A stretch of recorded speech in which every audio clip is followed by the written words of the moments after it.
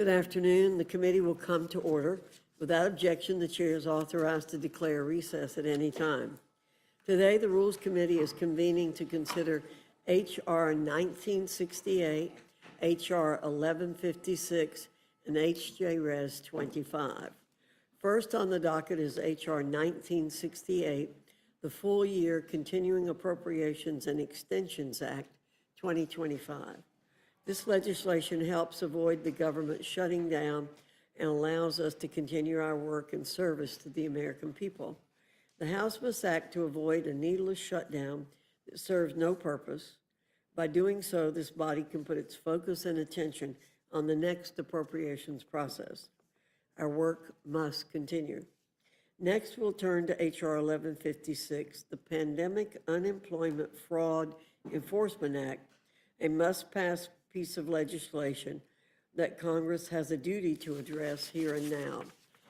H.R. 1156 establishes a 10-year statute of limitations for criminal prosecution and civil enforcement actions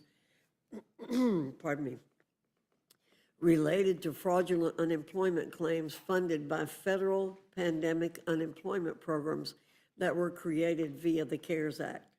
The unprecedented expansion of unemployment insurance during the COVID era opened the floodgates to fraud, and we have a duty to hold the perpetrators of that fraud accountable.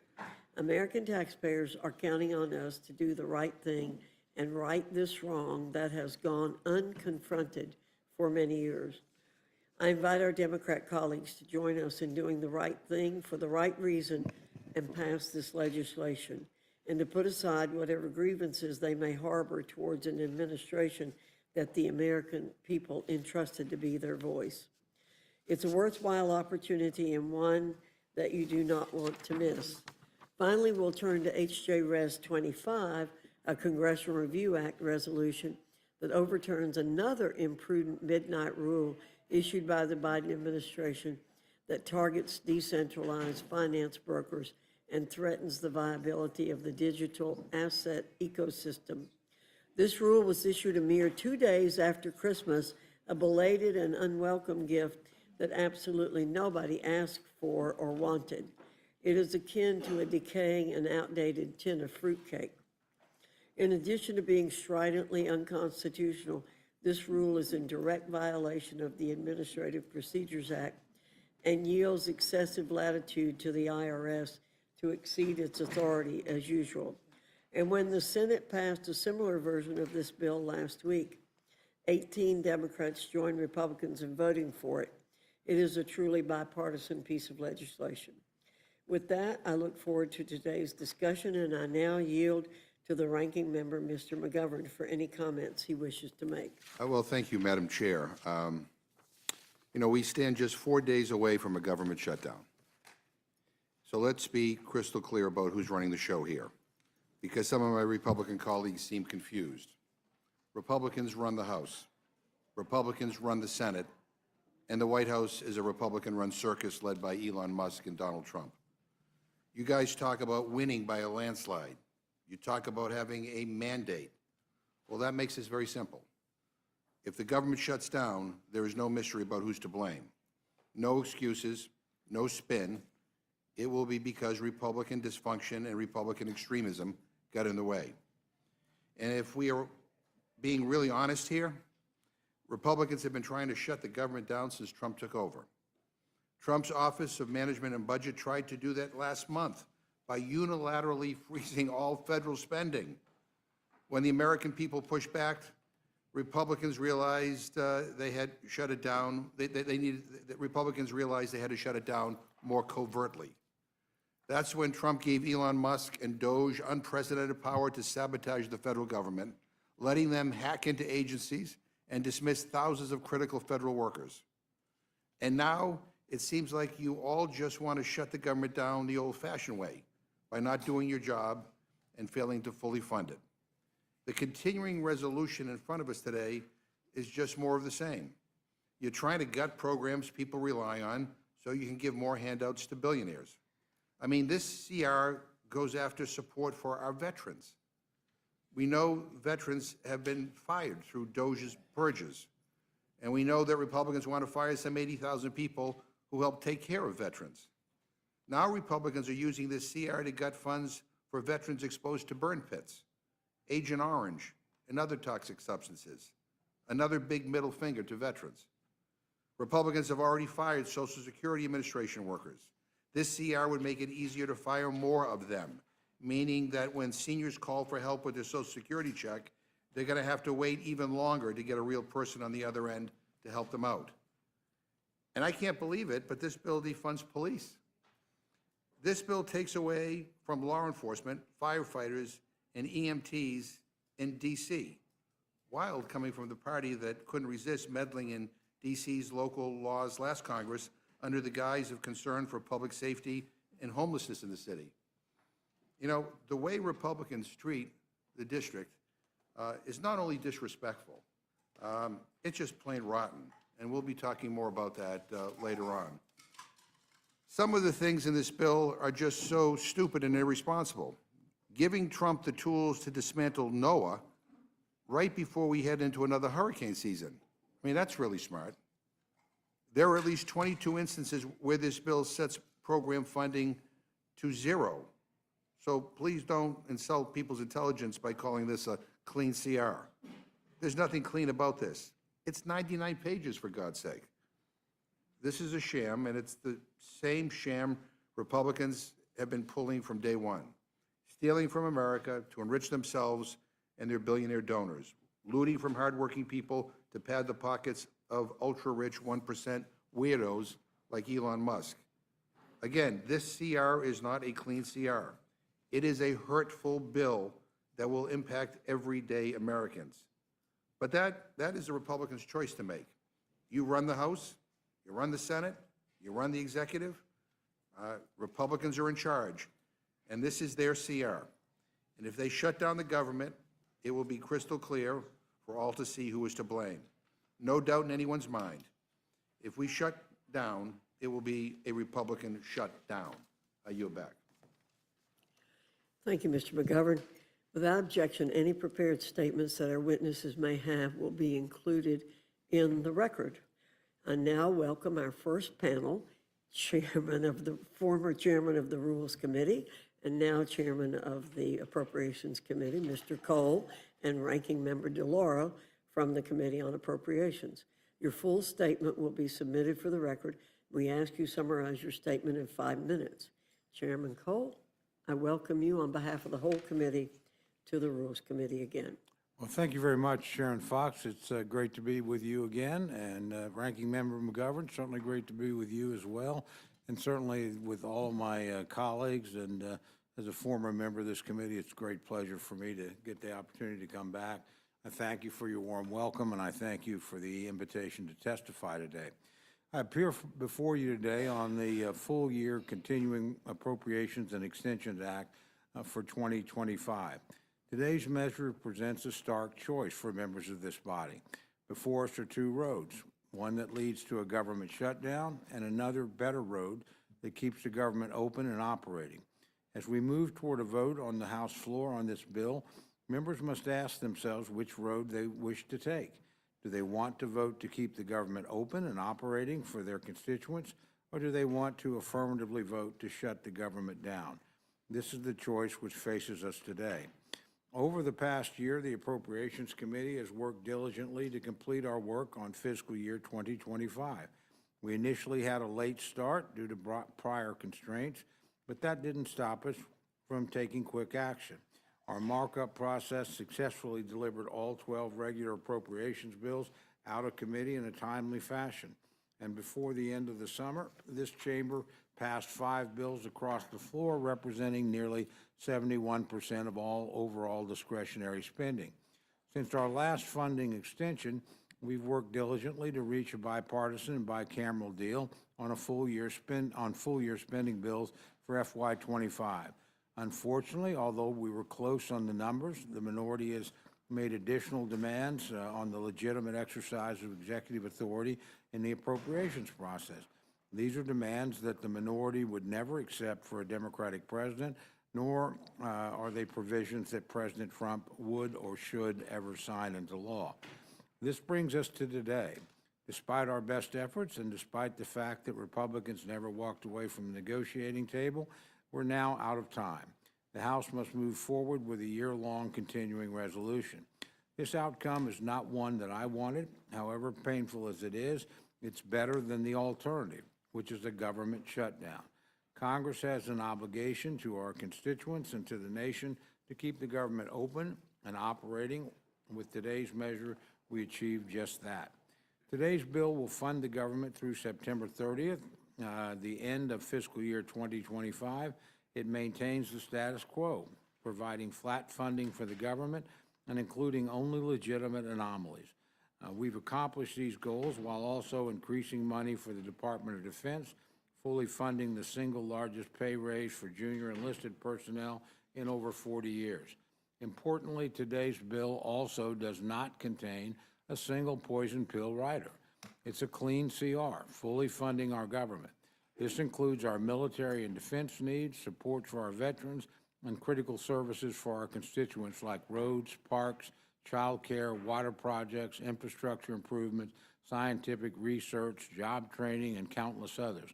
Despite the fear-mongering, there are no changes to the important trifecta of Social Security, Medicare, and Medicaid. Quite the opposite. In fact, since this bill prevents a government shutdown. Let me make that point more clear. There are no substantive changes in policy between this bill and the CR that we passed in December. Both are clean CRs that accomplish the overriding goal of keeping the government open, nothing more. For those who supported the December CR, you should have no concern with today's measure. Both December's bill and today's bill maintain the status quo, and both ensure that the government stays open. Voting for today's bill is no different than voting for the CR in December. I believe that those who voted for the CR in December and will now vote against today's bill are succumbing to the temptation of a political temper tantrum. The outcome of the FY 2025 appropriation process is not the one I wanted. But at the end of the day, today's bill achieves what's most important, keeping the government open and operating to the end of the fiscal year. I want to thank each of you for your time, and with that, Madam Chair, I yield back. Or, excuse me, you made a change. We switched chairs on you. Thank you, Mr. Chairman. Now recognize Ranking Member of the Appropriations Committee, Representative DeLauro. You are now recognized for your time. Thank you very much, Mr. Chairman, and I recognize Chairwoman Fox as well, and Ranking Member McGovern, members of the committee. I'm opposed to this one-year continuing resolution. This is not a clean CR. This bill is a blank check. It's a blank check for Elon Musk and President Trump. And as the White House has said, it creates more flexibility for this administration to steal from the middle class, from seniors, veterans, working people, small businesses, and farmers to pay for tax breaks for billionaires. Since January 20th, this administration has been undermining Article 1 of our Constitution and countless spending laws by stealing promised investments from American families, from children and businesses, unlawfully dissolving and dismantling agencies, and arbitrarily firing civil servants and canceling union contracts. I know our colleagues across the aisle have gone home to their districts and witnessed the rage from their constituents at these actions. They've been advised by their political consultants not to do town halls, to stop listening to their constituents. It really, as President Truman said, if you can't stand the heat, get out of the kitchen. And they're getting out of the kitchen. And maybe it just should be getting out of being in charge. Now, what should we do? The answer should not be a full-year continuing resolution that cuts non-defense investments by $15 billion and defense by $3 billion compared to the Fiscal Responsibility Act agreement for 2025, which was reaffirmed by Leader Schumer and Speaker Johnson. A full-year CR transfers more power to the executive branch to shut off and repurpose funding as they see fit. The will of the Congress and people ignored. We are watching Elon Musk and President Trump meddle in Congress's jurisdiction already. With this full-year CR, the guardrails are off. It fails to lower costs for the American people, hurts the middle class. Elon Musk and President Trump would be able to fire thousands of employees at the Social Security Administration, resulting in office closures, longer wait times, unacceptable backlogs for Americans who are trying to access their earned benefits. Army Corps of Engineers construction projects would be cut by $1.4 billion, 44%, and President Trump, not Congress, would determine all project funding levels and who gets the funding.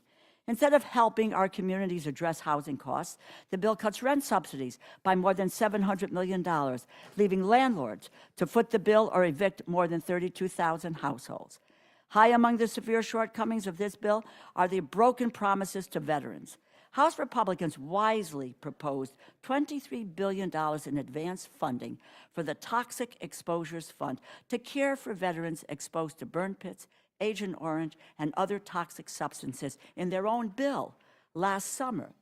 We do this with advance funding because we do not want to subject veterans' health care to shutdown threats or to political whims. That $23 billion in advance funding for toxic exposures has disappeared. This bill is also bad for our military. There is a reason the Department of Defense has never operated for an entire fiscal year under a CR. Trying that experiment now amidst the Russian invasion of Ukraine, the rising influence of China, would undermine the U.S.'s military effectiveness and readiness. The decisions about the investments we make cannot be entrusted in or controlled by one single office holder. Government spending decisions must be the result of broad compromise among the people's representatives. That has been the historical past of the Appropriations Committee and its work, and that's for good reason. Our positions in this body are temporary. We are but stewards of our system of government, and that stewardship requires preserving the separation of powers and co-equal branches of government as designed by the framers of the Constitution. Defined by the Supreme Court, where Antonin Scalia opined on this, the president does not have inherent authority over the amount of money that is appropriated by the Congress. All we need to do here is to follow the law and make sure that the executive is not tampering with the decisions made by the Congress. I work to uphold and defend our power of the purse, even when that meant going against a Democratic president. I implore my colleagues to join me, stand up for our constituents against an unelected billionaire, Elon Musk, who was stealing taxpayers' dollars from American families, from our children, and from businesses. We cannot forfeit our authorities over government funding, as laid out in the Constitution, to an unelected, unchecked billionaire. The consequences felt by all our constituents are too severe. We cannot allow government of the people, by the people, for the people, to become the government of billionaires, by billionaires, and for billionaires. The first step in doing so is to oppose this bill so that we can pass a short-term bill to give Chairman Cole and I time to finish regular bills. We were very close and still are very close to getting this done where we would have year-long bills in the regular order. I think that we can all agree that that would be an improvement over a continuing resolution. I thank you, and I yield back. Gentlelady yields back. I now recognize Ms. Fischbach for her time for questions. Thank you, Mr. Chair. And first, I'd like to thank Mr. Cole and Ms. DeLauro for being here. And I appreciate you putting together, Mr. Cole, the continuing resolution, the bill that we have in front of us. And I just wanted to ask a couple of things, because I know there's a lot of rhetoric, a lot of kind of accusations from the other sides of things that are going on in this bill that, you know, they talk about zeroing out the Toxic Exposure Fund. But my understanding, and you can true or false, on page 72, they're fully committed to supporting our veterans, and as a matter of fact, it includes a $6 billion increase in the Toxic Exposure Fund. Is that? That's correct. You know, we will deal with the needs for 26 in the 26 bill. So all the needs currently are fully funded, and In fact, we used $6 billion from the Toxic Exposure Fund to do that. And again, we're committed to continue to meet those obligations. The appropriate place for that would be in a 26 bill for 26. So certainly nothing in this bill cuts anything that veterans are receiving today. Perfect. And what about maybe some of the accusations that we're cutting police and the community-oriented policing, the COPS program is, it maintains its consistent level, is my understanding? Correct. The only thing that really gets cut here are congressional projects, quite frankly. Those are eliminated. We don't normally do them in CRs. There's some confusion. Some people were wondering if we like zeroed out stuff from 24. We did not. We just, you know, if you put it in the 24 bill, in the 25 bill, if you don't take it out, you'd build like 2 bridges in the same places. That's it. And matter of fact, we took some of that money and used that for defense to pay for a pay raise. It's not, it's basically about the same amount of money, put a little bit extra money for housing to hopefully avoid anybody being, because we all know that's an inflationary bill. We put extra money on the border, where we've had, frankly, a lot of success in this administration. But overall, the bill spends about $7 billion less than the 24 bills. But again, those are all congressional projects. They're not substantive cuts in important programs. Well, and I just wanted to counteract some of the rhetoric that comes from the other side, because they're extreme, talking about cutting police officers, not taking care of veterans. And in reality, what you said about this bill is it helps rein in runaway inflation, but we are still investing in critical areas, and it helps us, it gives us the opportunity to work on those priorities with the administration and look at those critical areas, and gives us some opportunity to really work in a meaningful way to get rid of the waste, the bloat, the fraud that's going on. And so I was just maybe, with my final question, maybe you could talk about some of those priorities that were included in this bill. Well, absolutely. And again, to be fair, the statement of the Democratic leadership against the bill was issued before the bill was actually available, unpublished. So I think the minds have been made up regardless of what's in the bill, and I think that's probably the reason for some of the overheated rhetoric that we saw out of Democratic leadership. The reality is here, again, we take care of business. These are, the anomalies we have, very few people that I'm aware of are complaining about. We promised in the last year's bill we'd give military people a pay raise. They're getting that pay raise. We know we've had great success on the border with the change in president. It takes a little bit more money when you're finally removing people from the country that need to be removed. We put extra money in for WIC at the administration's request, about $500 million. That brings us up to about 7.6, if I remember correctly. So we certainly do some things that are good in this bill. Would we be better off with a negotiated bipartisan product? Sure, but we didn't get there, and that wasn't our fault. I don't blame my friends on the other side either. We were negotiating.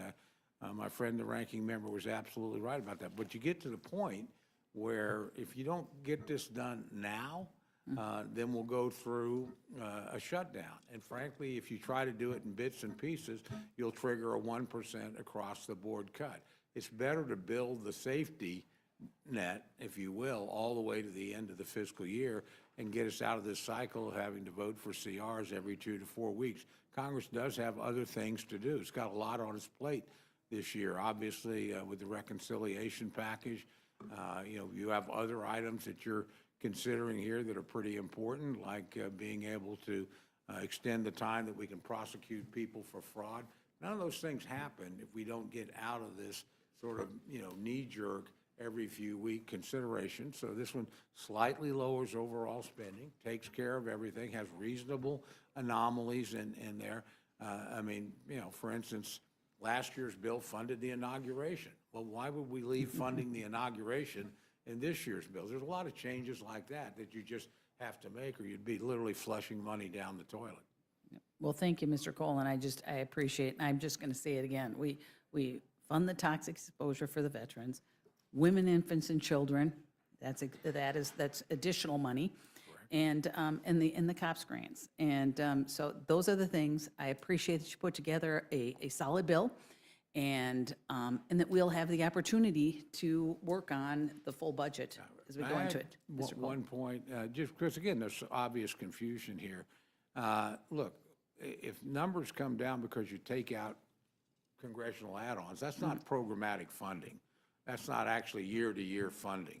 That's for a specific project, and we just don't normally do those in CR. So that was the appropriate thing to do. So some things that look like they're cuts is just money being backed out for congressional projects that otherwise would have been there. That's it. It doesn't affect the baseline operation of the, of the particular agency in question. And Mr. Cole, I appreciate that explanation because we know that you have put together a strong bill and that you know what you're doing. And so you aren't cutting things that shouldn't be cut. So thank you, and I yield back. Gentlelady yields back. Now recognize the ranking member of the Rules Committee, Mr. McGovern, for his time questioning. And note that the gentlelady used about 6 minutes and 45 seconds. Do we have time limits now in this committee? Well, what we're trying to do is the chairwoman has indicated that she's trying to get folks a lot closer to the 5 minutes. Yeah, well, Those are my that instructions. goes against the longstanding tradition in I this understand. committee. And so and when I was, and I recall, and I'll save this when the gentlelady gets here, but when I remember presiding over a Rules Committee hearing where she went on for over an hour. And many members on the other side go on for quite some time. And I'd rather stick needles in my eyeballs than have to listen to them. But nonetheless, this is a place where debate is preserved, right? That's what makes this committee unique. And so I want to say right now that I object to any move to try to stifle debate in this committee. Gentleman's objection is noted. Okay, all right. And let me just say to the gentleman who just spoke, please forgive us if our constituents are a little weary of your assurances that veterans, for example, don't have to worry. I don't know if you're doing town halls in your district, but I will tell you that there are layoffs occurring in the VA as we speak, and veterans are quite concerned about that. Not to mention the number of public servants who don't work in the Veterans Administration, who are veterans, who are being laid off as we speak. It's a terrible, terrible thing to do to public servants. These people have families. Got to be some decency in the approach to how you reevaluate how you want to run these agencies. But there's no consideration given to them. Ranking Member DeLauro, aren't CRs typically worked out in a bipartisan way?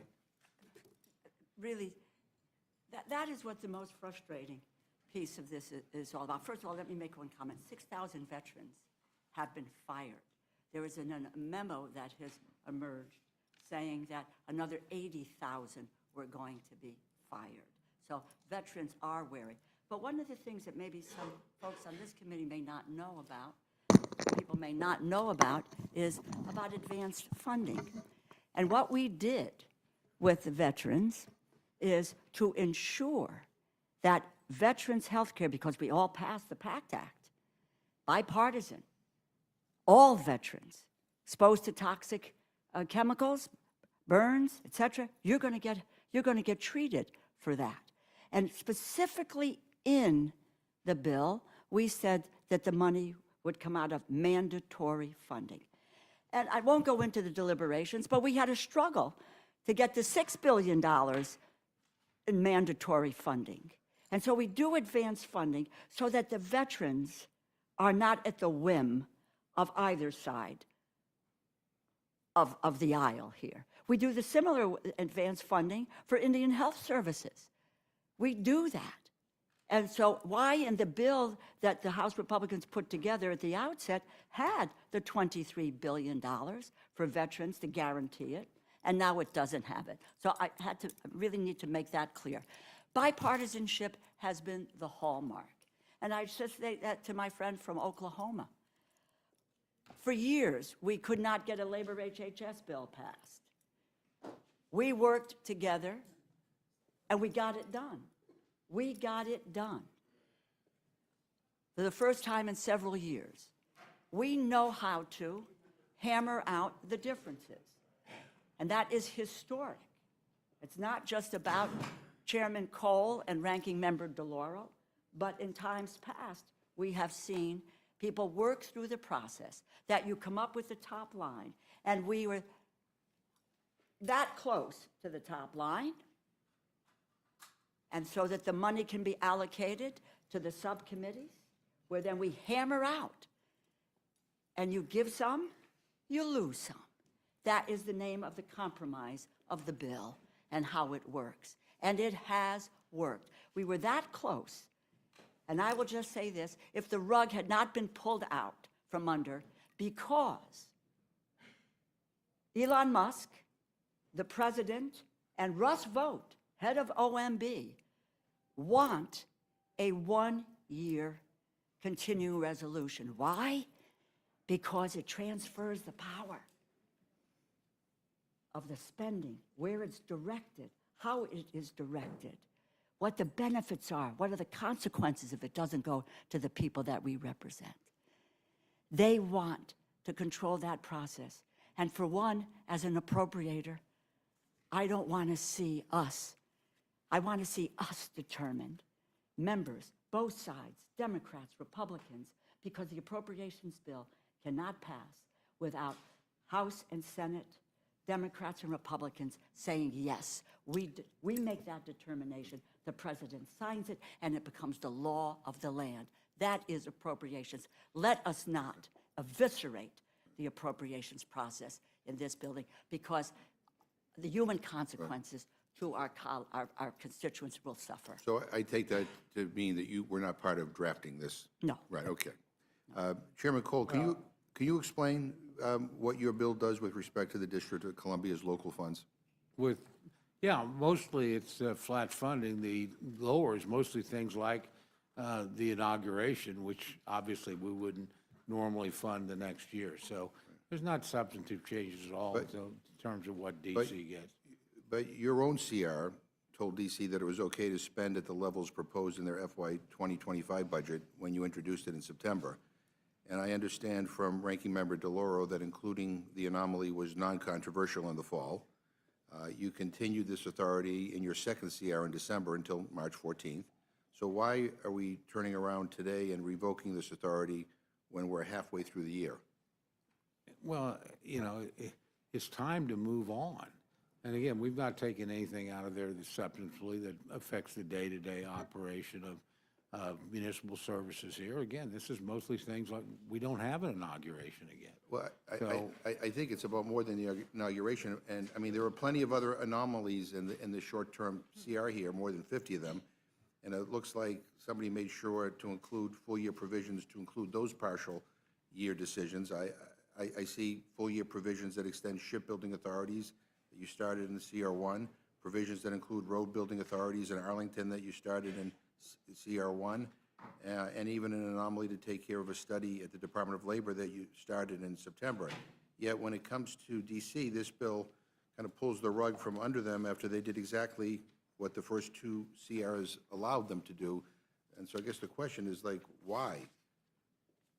Again, as I've just answered, we took things out that we thought we were done with. Again, when you write those earlier CRs, you thought we would have a deal by then. We didn't. And now we're trying just to make sure the government is more or less flat funded, minor reductions, redistribution of some of the existing money to cover previous obligations. But we just don't see it the way you do, that this is somehow some big hit. We just don't think it is. Ranking Member DeLauro, do you agree that this is just basically making an adjustment to deal with inauguration funds? No, it is not, because the result of what I believe is the $1.1 billion cut. This is really for the district. I think it is the numbers I have. DC police will be cut by $67 million. Police officers will be fired. DC's human services will be cut by $28 million. That hinders the district from dealing with the homelessness issues. Firefighters, EMS, teachers, and other district employees will have to go. They will be fired. Right. That means that the services that a government entity is providing us no longer has the resources to be able to do that. And as you pointed out, this didn't happen with other with Right, no, other. and again, it's an awful lot of money. And this is where we get into the issue of what will be sacrificed. And that's where we talk about police officers and firefighters and other essential services to DC. I just want to say one thing, because I think it's worth saying, and then I'll close. Look, at DC residents pay an awful lot of taxes. In fact, more per capita than any other state. Many serve in the military. They are American citizens, and they don't even have voting representation in Congress. It is rotten how they are treated, and this bill I see as something that just kind of piles on. DC passed a budget for this fiscal year, a balanced budget, I might add, but now Republicans are blowing up their budget with no warning, and I think it will impact safety, cops, firefighters, teachers, and I think it's shameful and regrettable. And I think if we had a truly bipartisan collaboration on this CR, I mean, I really, and I don't believe, Mr. Cole, because I know you very well, that you would have done this on your own. Actually, if I may, Yeah. we invited Democrats to participate in the anomalies process, and they chose not to do that. I mean, I said publicly and privately, and we were told, look, we've been told not to participate. Yeah. So I can't control it if somebody won't show up. No one told us not to participate. That is inaccurate. That's what Well, I don't I know said who that's you what heard I that was from. told. You didn't hear, okay, But but certainly not we from me. did offer to, you Well- know, and the decision was made not to do that. So it's hard to be accused of not taking into well, I guess my consideration point is advice. Well, if- when you're looking at a one-year continuing resolution, what result is to provide a blank check to the Elon Musk and to President Trump and to remove and eviscerate the authority of the Appropriations Committee. And I don't, again, look, that's in-house. And why any appropriator would want to turn over that responsibility to the executive, certainly I don't and will not. So why would I be complicit in an effort that would do just that? No, and I hear you. I just, again, say that I think if we had a bipartisan process here, a lot of the With a stuff we're regular talking about, order, a we regular would order, a lot of this stuff with regard to DC and some of the other issues that I mentioned in my opening statement, I think would have been resolved, because I believe we could have resolved them, and I yield back. Gentleman yields back and now recognize Mr. Roy for his time for questions. Thank the chairman. Thank the witnesses for appearing. Just to clarify here, so the American people kind of know what we're dealing with, my colleagues as well, as we head into this and establish the rule for the debate tomorrow. Overall spending is basically frozen. Is that right? It's Yeah, basically down flat to $7 billion, 2024 levels. but that's out of $1.665 trillion, kind of total. So, yeah, it's down a little bit, but not a lot. Effectively, statistically speaking, it's flat or frozen. It's down $7 billion. Correct. Is that a fair That's a characterization? fair characterization. Number two, defense spending is up slightly, like $6 billion. $2.5 billion. Oh, $2.5 billion. About 1.7 of that is pay raises that had already been committed to. Okay. And then the NDD portion is down, but that is reflective The mostly. which portion, I'm sorry? Non-defense discretionary is down, but that is reflective mostly of what I would call Congressional earmarks. project. Yeah, what you and would call earmarks. The what politically correct My friend term and is I would call community projects. Right. Then those congressionally directed spending, or whatever the politically correct term is for earmarks, those are not a part of this, so that number is down. This is not a multi-page omnibus bill at the last minute. This is a 99-page continuation No, of current funding. we had, I want to be careful here. I don't want to step on any of our authorizers' toes, but we certainly had lots of requests to put stuff on, and as I told my friends, don't you remember December?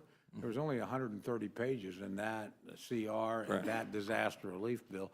They put a lot of other stuff on. We didn't allow that to happen. So it is fewer than 100 pages, about 99 pages. I think it's 99. And it is a full year, if you will, a Full fiscal continuing year. resolution, Yeah. full fiscal year, Through to take us through September 30th, which at Correct. this point is basically a 6-month and change extension. Correct.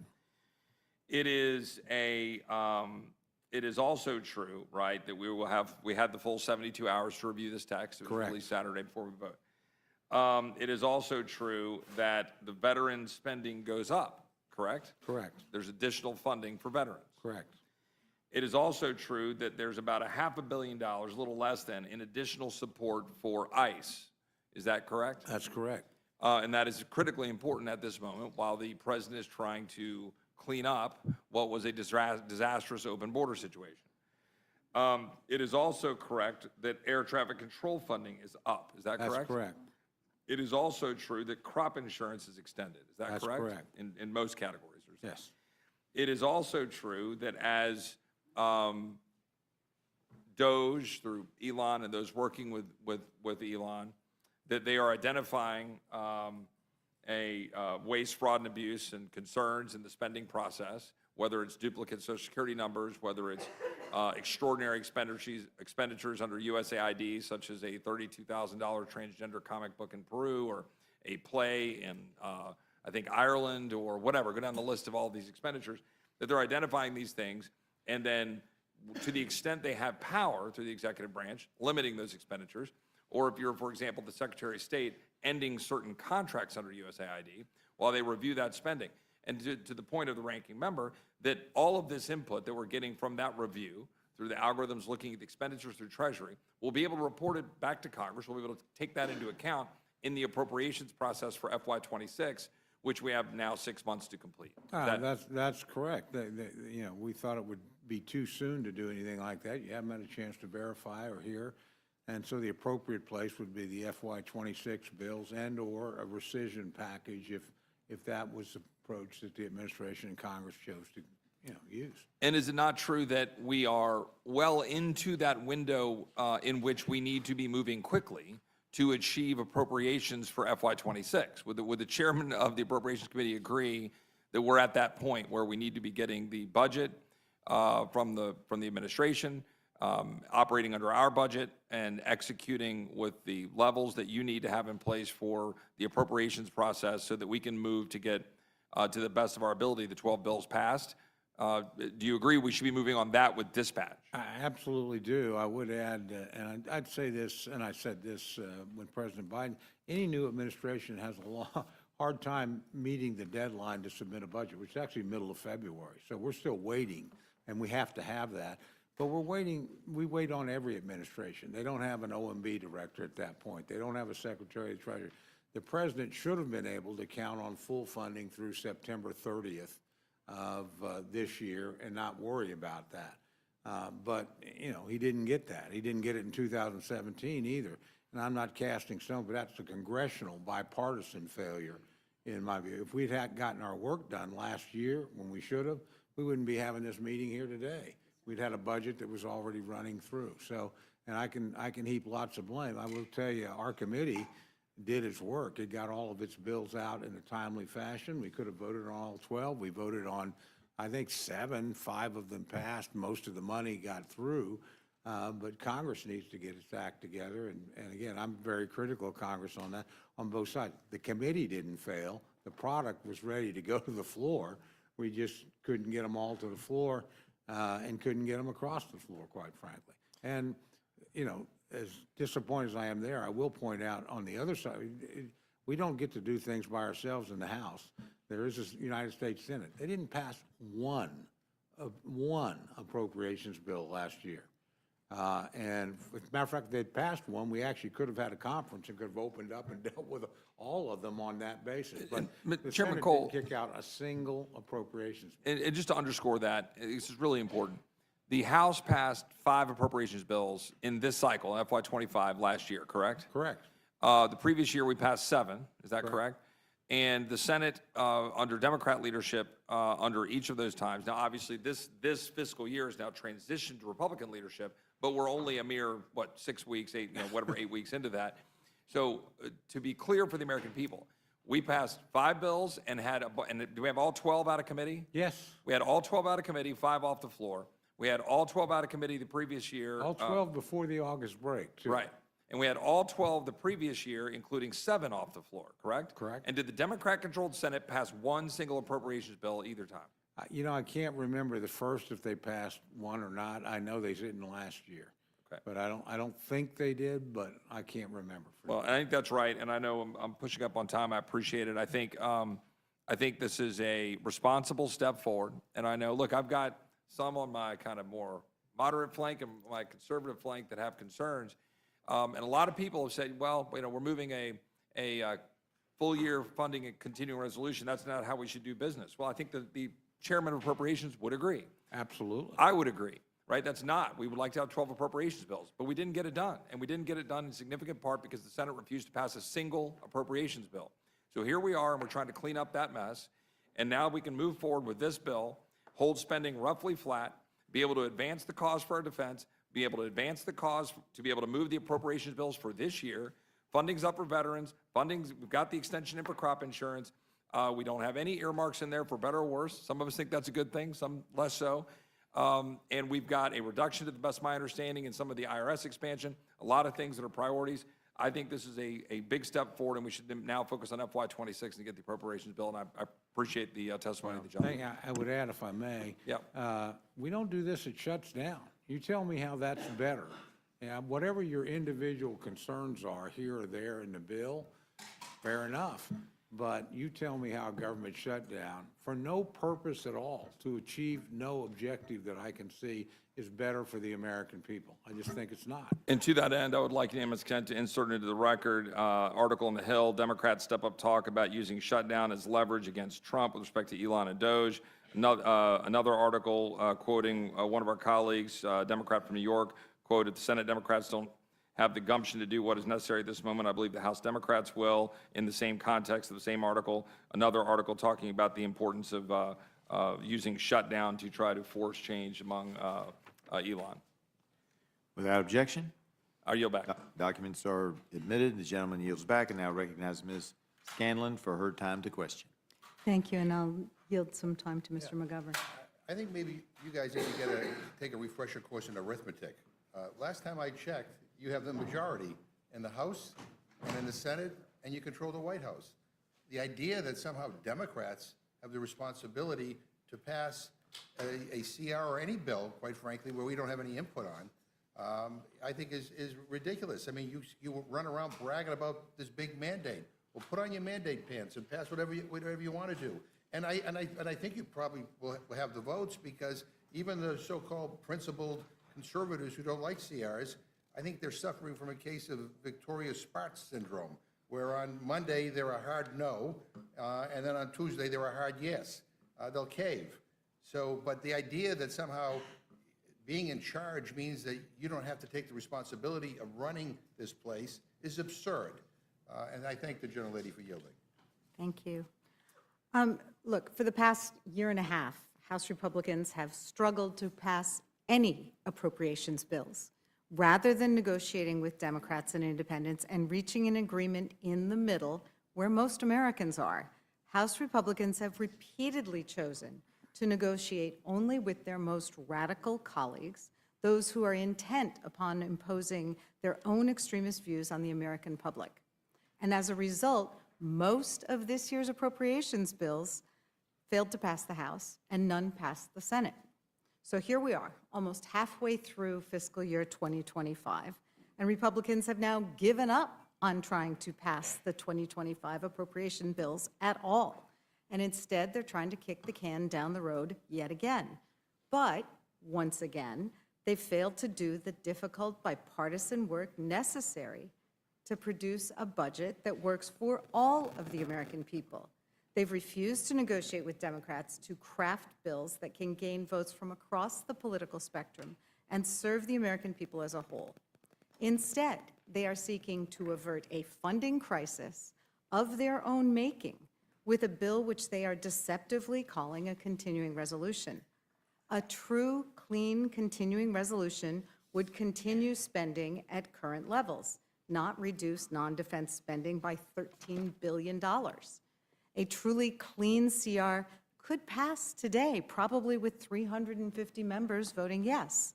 But the bill before us is not a clean continuing resolution. This is a partisan, Republican spending bill drafted behind closed doors by Republicans and only made public on Saturday, just days before the government runs out of money.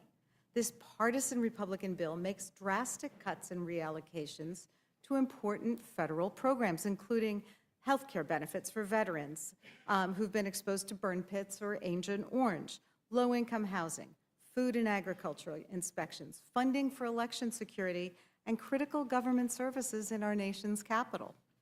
And it gives President Trump and his unelected billionaire buddies free rein to gut or privatize or siphon money from important government services that Americans rely upon, like Social Security or the FAA, with no oversight or input from Congress. That's our Article I duty. So no, this is far from a clean continuing resolution.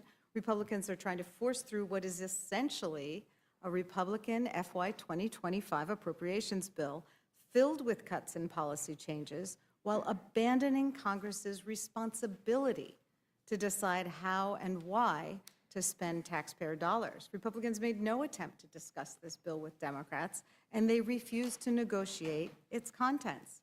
If Republicans want our votes, they have to negotiate to address our priorities, not just their donors' wish lists. This bill is filled with policies that would harm our constituents, and if Republicans aren't going to negotiate with us, if they're going to jam through this destructive partisan bill at the 11th hour, then they'd better be prepared to own it and pass it with their own votes. So, Ranking Member DeLauro, can you walk us through some of the cuts in this bill that we've heard about already? I think there's been some mischaracterization about the funding for the Toxic Exposure Fund, which provides additional care to veterans who suffer from service-related conditions. What do these cuts mean for veterans who are supposed to receive benefits under the PACT Act? I'm happy to do that. Let me make one comment. You said something in your remarks, a funding crisis of their own making. And in defense of the appropriations process, Democrats and Republicans, my colleague from Oklahoma, my colleagues in the Senate from Washington State and from Maine, we were prepared to deal with all of this in December. In December, where we could have come to a conclusion. And I don't want to cast aspersions on the appropriators because I know they've consistently been able to come up with a deal. It's after those bills have left appropriations that they have but become that partisan. time, it was the Republican Speaker of the House who would not let us go forward and get it done in December and pushed it to March 14th. And quite frankly, maybe some understood there's a wonderful Yiddish word that is mishigas that we are really engaged in at the moment here, where we are watching. And by the way, in December, if you will recall, House, Senate, Democrats, Republicans, Speaker, White House came up with a bill. It was in the last hours that the unchecked billionaire, the 800-pound gorilla here, parachuted in and said to our Republican colleagues, do not vote for this bill. And we had done all the appropriations work there and just disrupted that process. We got through that. We moved to this March 14th date.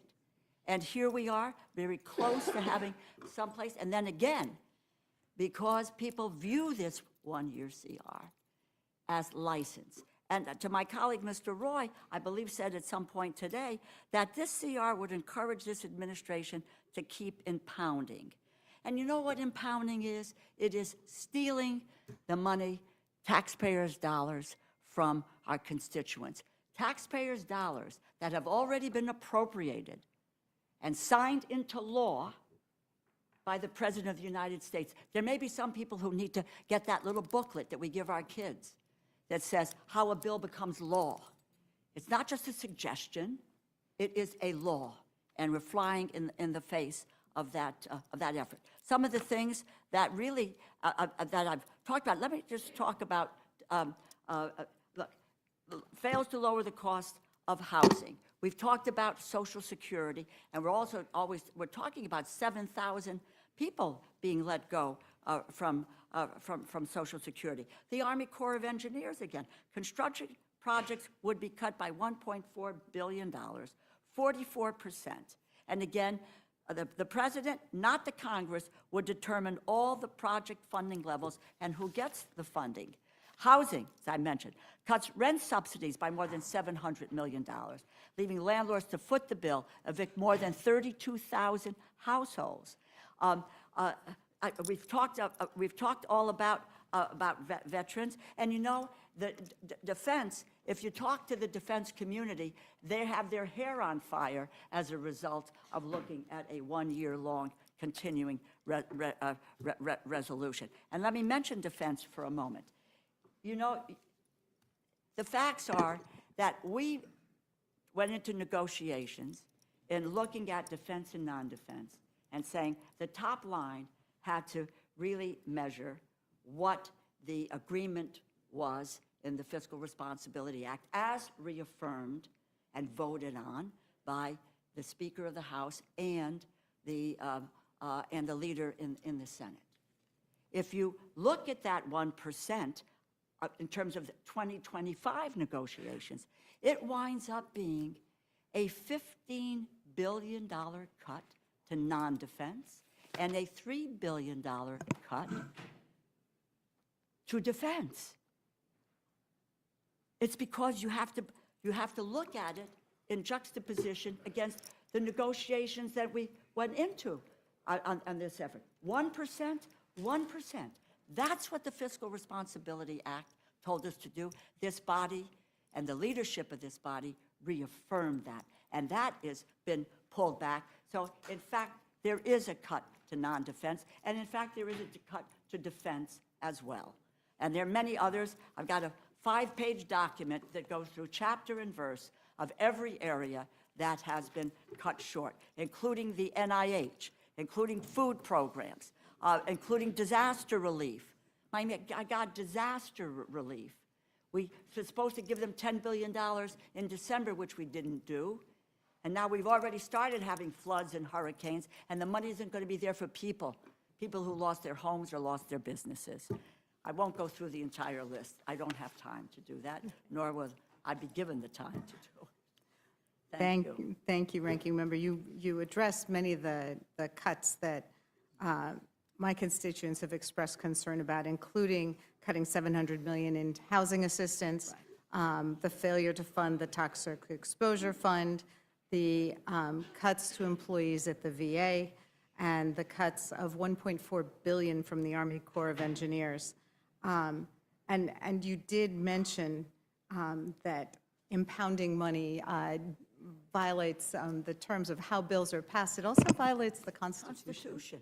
I mean, that is, we have the power of the purse, we pass the laws, we determine how the taxpayer funding is to be spent, and it may be easier to let Musk and the president decide unilaterally to cut that, but that's not their job, and it is unconstitutional. You know, there's a $4 billion, really, for the FAA, provides a blank check to the Federal Aviation Administration, the amount of $4 billion, which would enable Elon Musk to direct contracts to Starlink and SpaceX. These are companies that he owns. And when the programs are unvetted, unchecked, SpaceX employees have borrowed, there's no transparency, there's no competition, or congressional approval. Conflict of interest after conflict of interest. Well, so, of course, it's a concern when you have the person who's directing all of this activity with direct conflicts of interest and expressing interest in diverting more federal funding to his own pocket. So, again, that's why the concerns about transparency and lack of congressional oversight and participation are so serious at this point. Thank you. I yield back.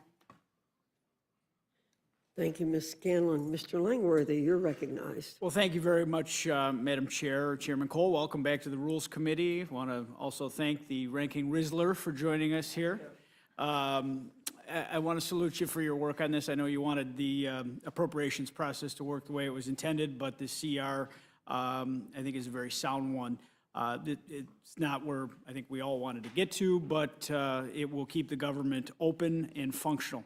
But I wanted to just get your insight here. The CR, among keeping almost all funding level, also includes important increases in funding for critical areas such as VA, healthcare, defense, and other core assistance programs. Is that correct? That's correct. That is correct. There's a lot of misinformation about VA funding. Could you jump into a little more detail on how we have topped up VA funding? Yeah, we've given everything that was asked for. Obviously, the toxic exposure fund, $6 billion there. And what we said is we'll deal with 26 in the 26 bill. So that seems to be a matter of some contention here, but that's what we'll do. I don't think anybody could be very critical of Republicans or Democrats, quite frankly, on funding VA. I think we've been pretty robust in that over the last several years. Genuinely bipartisan. This bill doesn't stray from that. Just says let's deal with the 26 problems in the 26 bill. Very good. Well, thank you very much, Chairman Cole. I really appreciate the work of the Appropriations Committee and appreciate your time here today, and I will yield back. Thank you very much, Mr. Langworthy. Mr. Scott, you're recognized. Thank you, Madam Chair. Chairman Cole, this is the fiscal 2025 budget, which starts in calendar 24, October the 1st of 2024. Is that correct? That's correct. Okay. Who was the president then? President Biden, Who was in control of the Senate? Democratic Party, Chuck Schumer as the majority leader. So, and that's, I mean, when we started this meeting, the first words out of the Democrats' mouths were, "This is your fault because you're in control of everything." But just factually speaking, the Democrats had the White House and the Senate when this budget should have been done, correct? That's correct. And the only body that moved anything across the floor was this body, That's right. which moved over 70% of all spending across the floor. That's right. And, at some point, and I make this, if one house is not functional, it affects the other house and Sure. what it can do. And I promise you, the inability of Democrats to pass a single appropriations bill last year impacts what we do. At some point, your own members begin saying, well, why are we doing all this work? Why are we voting on all these bills? They're not moving anything over there. You're not going to have a normal conference. We're going to get down to one big, omnibus spending bill again. Both chambers, and I say this as an institutionalist, not as a Republican or Democrat, both of them have to do their work. And we didn't get all our work done, but we came a lot closer than anybody else involved in the process. And the president's not an insignificant player in this. I mean, nothing's going to become law unless he's overridden on a veto. And I think what's happened over the course of time is the Democrats have learned that all they have to do is nothing, and then there is a government shutdown, and then Republicans historically give the blame for the shutdown, whether it's our fault or not. And so when we send this bill across the floor tomorrow, it will be Schumer shutdown 2.0 if he decides for it to be, because it will be him that has decided to shut the government down, just as he did in the last Trump administration. So just one final thing I want to make, and D.C. has a balanced budget. The state of Georgia has a balanced budget. Every state in the country has a balanced budget. Is that correct, Mr. Cole? I think all but one is required to, yeah, By Constitution. by Constitution. And that is why many of us believe that block grants are a better solution, because the states, Democrats and Republicans, have to work together to balance the budget. And those decisions are made closer to the people that they affect. And so I think the fact that balanced budget amendment is there is all the more reason in the world that we should continue to pursue block grants instead of federal agencies micromanaging the programs that the states can better manage and deliver the services at a lower cost to the people. And with that, Mr. Cole, I'll yield the remainder of my time, Madam Chair. Thank you, Mr. Scott. Mr. Griffith, you're recognized. I have no questions, Madam Well, it appears that we have completed the, I'm sorry, Ralph, I apologize. Mr. Norman, you're recognized. Thank you. Mr. Cole, glad to have you back in your old stomping grounds. Mr. Lario, while I don't agree with you, I admire your passion for what you do. And you did a good job explaining it Saturday, too, in a concise way. You know, when I keep hearing bipartisanship, why that's not happening, and it's not going to happen with some of the outlandish things that y'all are wanting, like to take Elon Musk off the job. You keep saying, I think, Mr. Lario, that he's stealing. I don't think he needs to steal. I think he's okay financially. He's the richest, and I think he made it at he made a product. He wasn't on the government dole. I think the fact that you want to, one of the things that you wanted him to be limited in what he discovers, you make this argument to the American people. You make the argument that 20 million that he found in USAID, 20 million went to Sesame Street show in Iraq. You make the argument 1.2 million for sex change and LGBT activism in Guatemala. You defend that. 2.5 million to promote inclusion in Vietnam.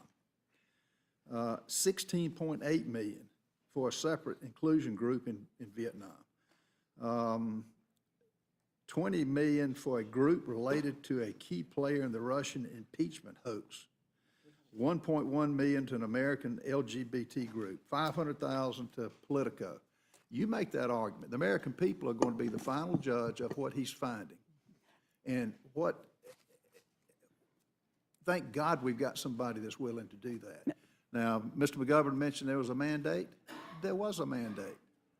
77 million people voted to end the 4-year misery that your party had.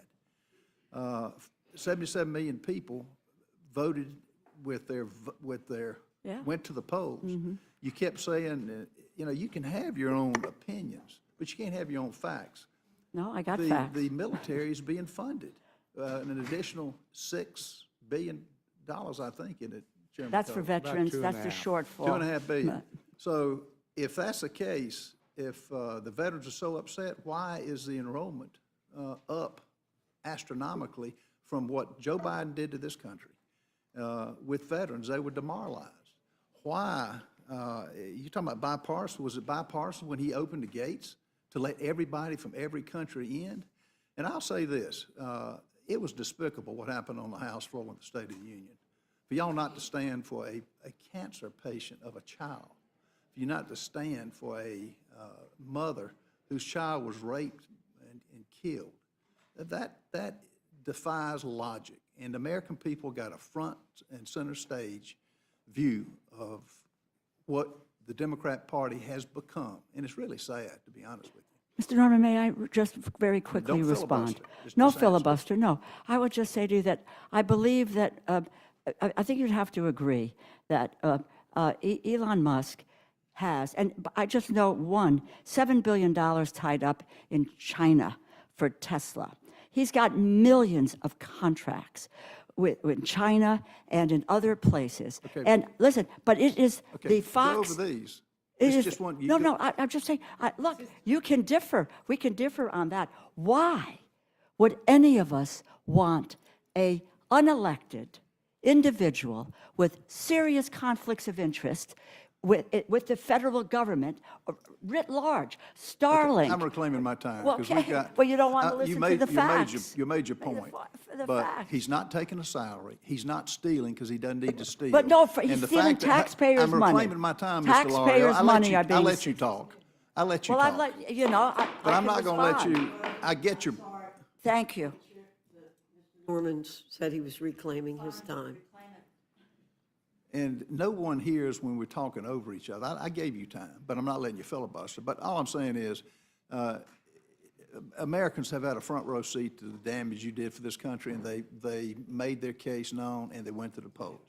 They went on Miss- cost of living, cost I'm of living. reclaiming my time, Mr. Lario. You can't just interrupt. And Chairman Cole, does this in any way cut Medicaid? No, Mr. Lario mentioned Social Security. Does it cut Social Security? no.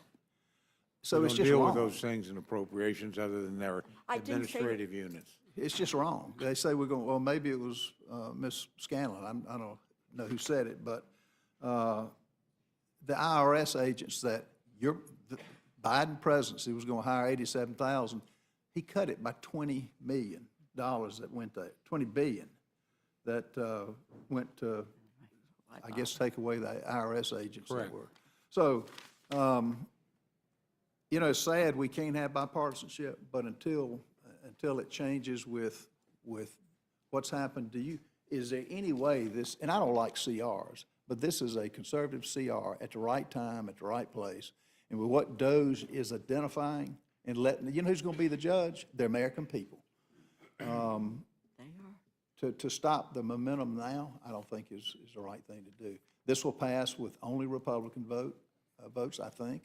And I just want to commend you for your work done on it, and look forward to debating this on the floor and bringing it up for a vote. I yield back. Thank you very much.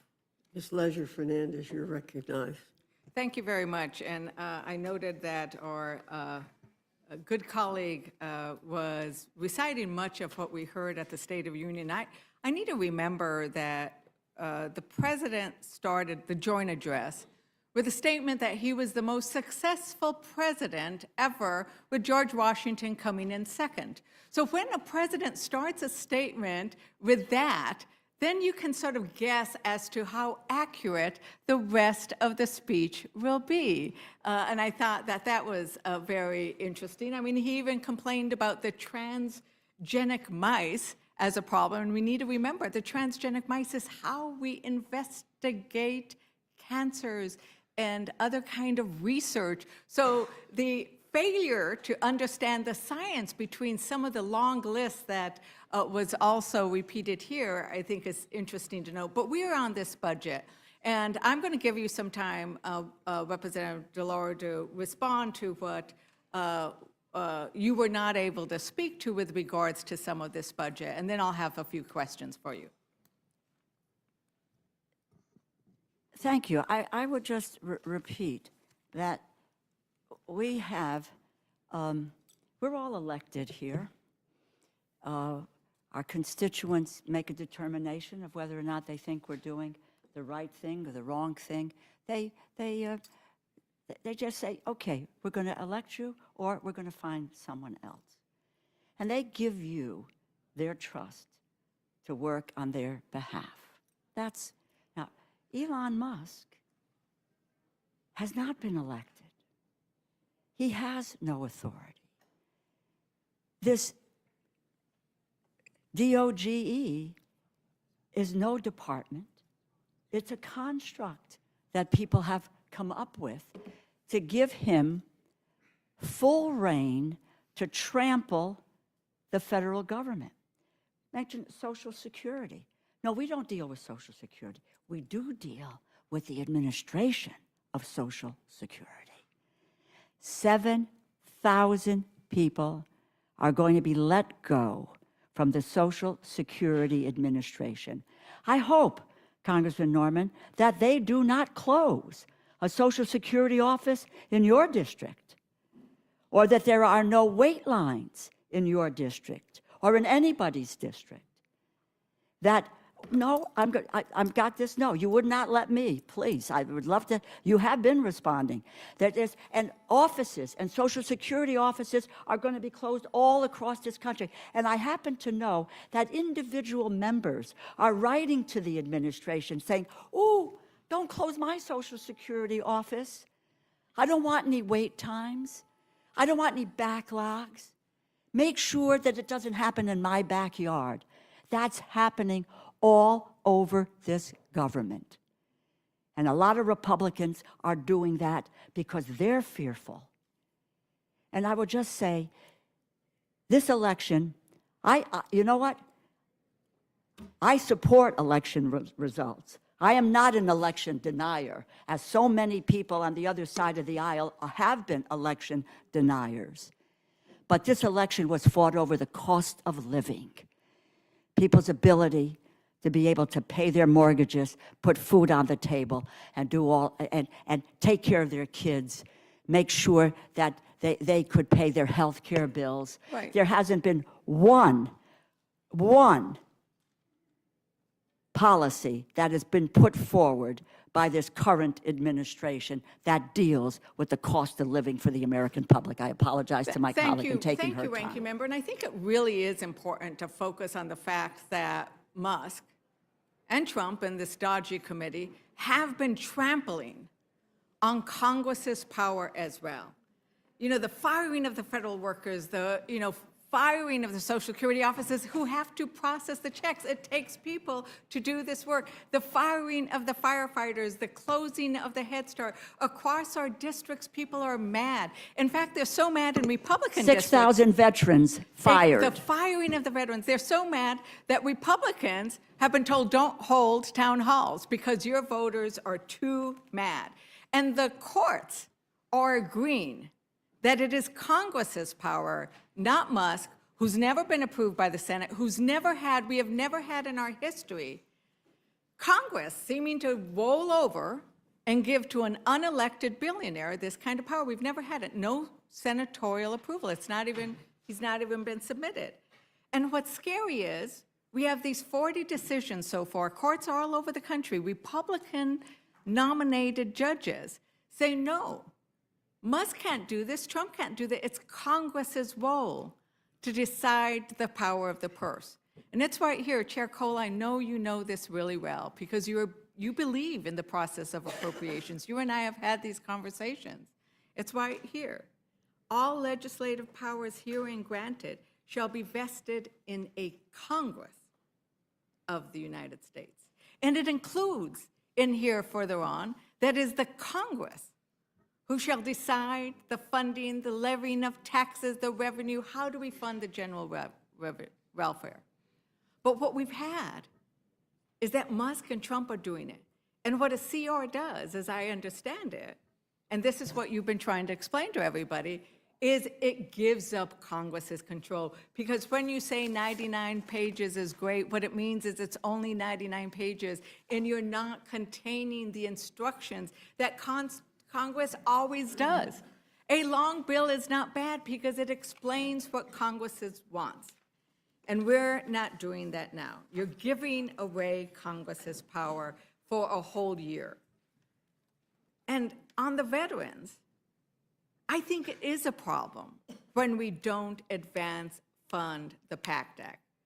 Because we did this with IHS because VA advanced funds. Because it's not right to have a veteran show up on November 1st and say, oh, well, wait a minute, Congress couldn't get its act together, they didn't fund us. You have that doctor's appointment, you deserve to be advance funded. And that's what's not included.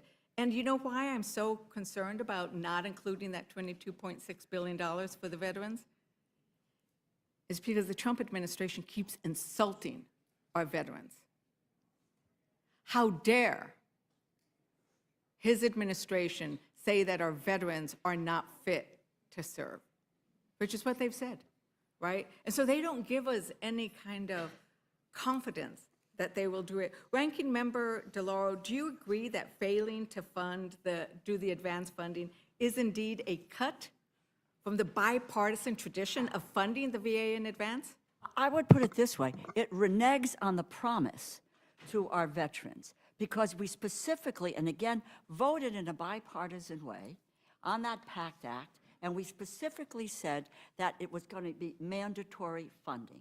And we dealt with advanced funding because for whatever the political reason, as you pointed out, that veteran may not be able to be helped because we can't agree with it. And let me just say this to you, and I think the chair would agree. We came to a conclusion because we understood it was the right thing to do. We had difficulty in the negotiation because the $6 billion, they wanted to have to take it out of non-defense. And it was rather than mandatory. And we finally got there because reasonable people can come to a conclusion. But the $23 billion is not there. But what is important is that it was in the Republican bill the House Republican bill. That $23 billion was there, and now it was taken out here. And if you think it was tough getting $6 billion to deal with funds for veterans, try getting $23 billion come the next year, unless we have agreed to do that now to protect our veterans. And they took- 6,000 have been fired already. Let's not lose track of that. Yeah, and I want to go to the issue of, Chairman Cole, I know that we've talked about many things, and I know you love your beautiful Oklahoma, those big plains, and you know that you love that land. And I think you'd agree that the federal government was essential to recover following the Dust Bowl, correct? Correct. Right. And so we have been funding the Soil Conservation Service, which is now the Natural Resource Conservation Service. And so I'm concerned because, you know, I spend time in my rural areas, and my farmers can understand why they're freezing equip funds, why the NRCS is attacked.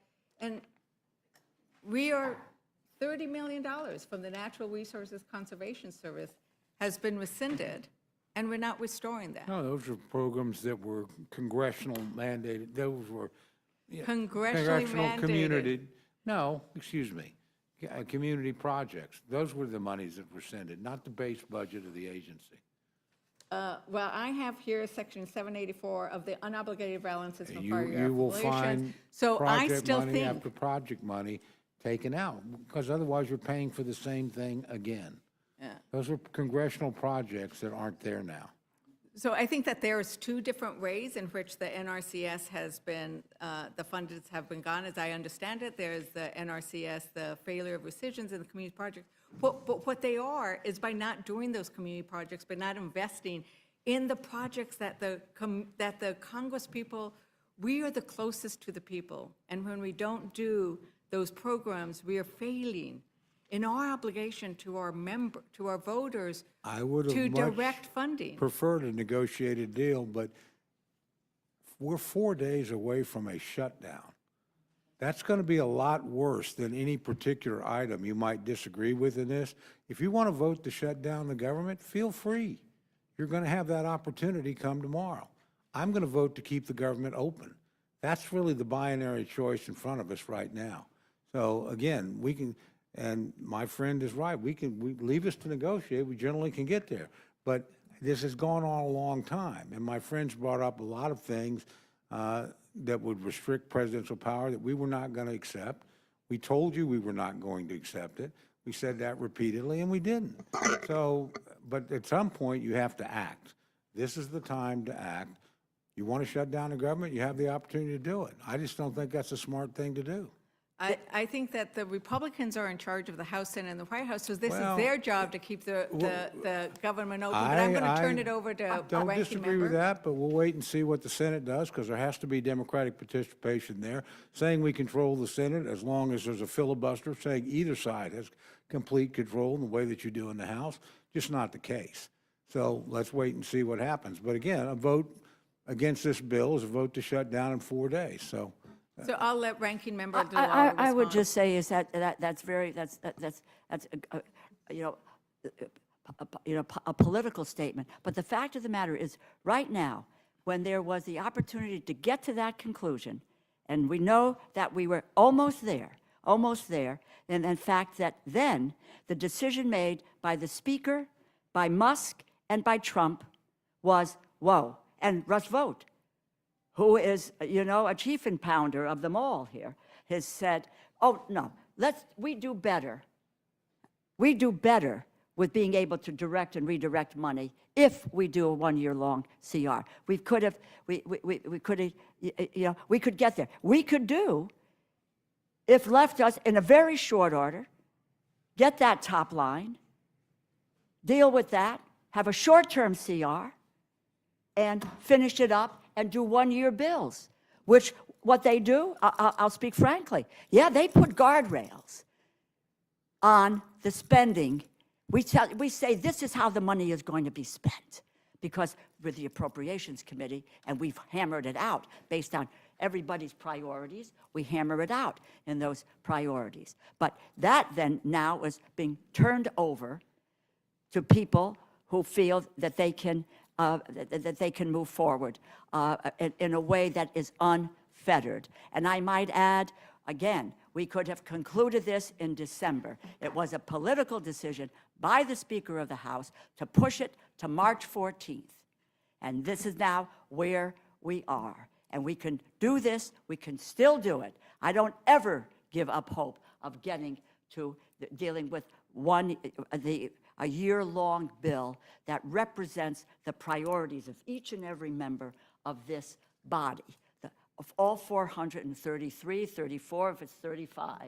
Thank you. And I know, I just want to say in closing, it sounds like when we talk about guardrails, we're actually talking about complying with the Constitution, where Congress is saying how we should spend the money.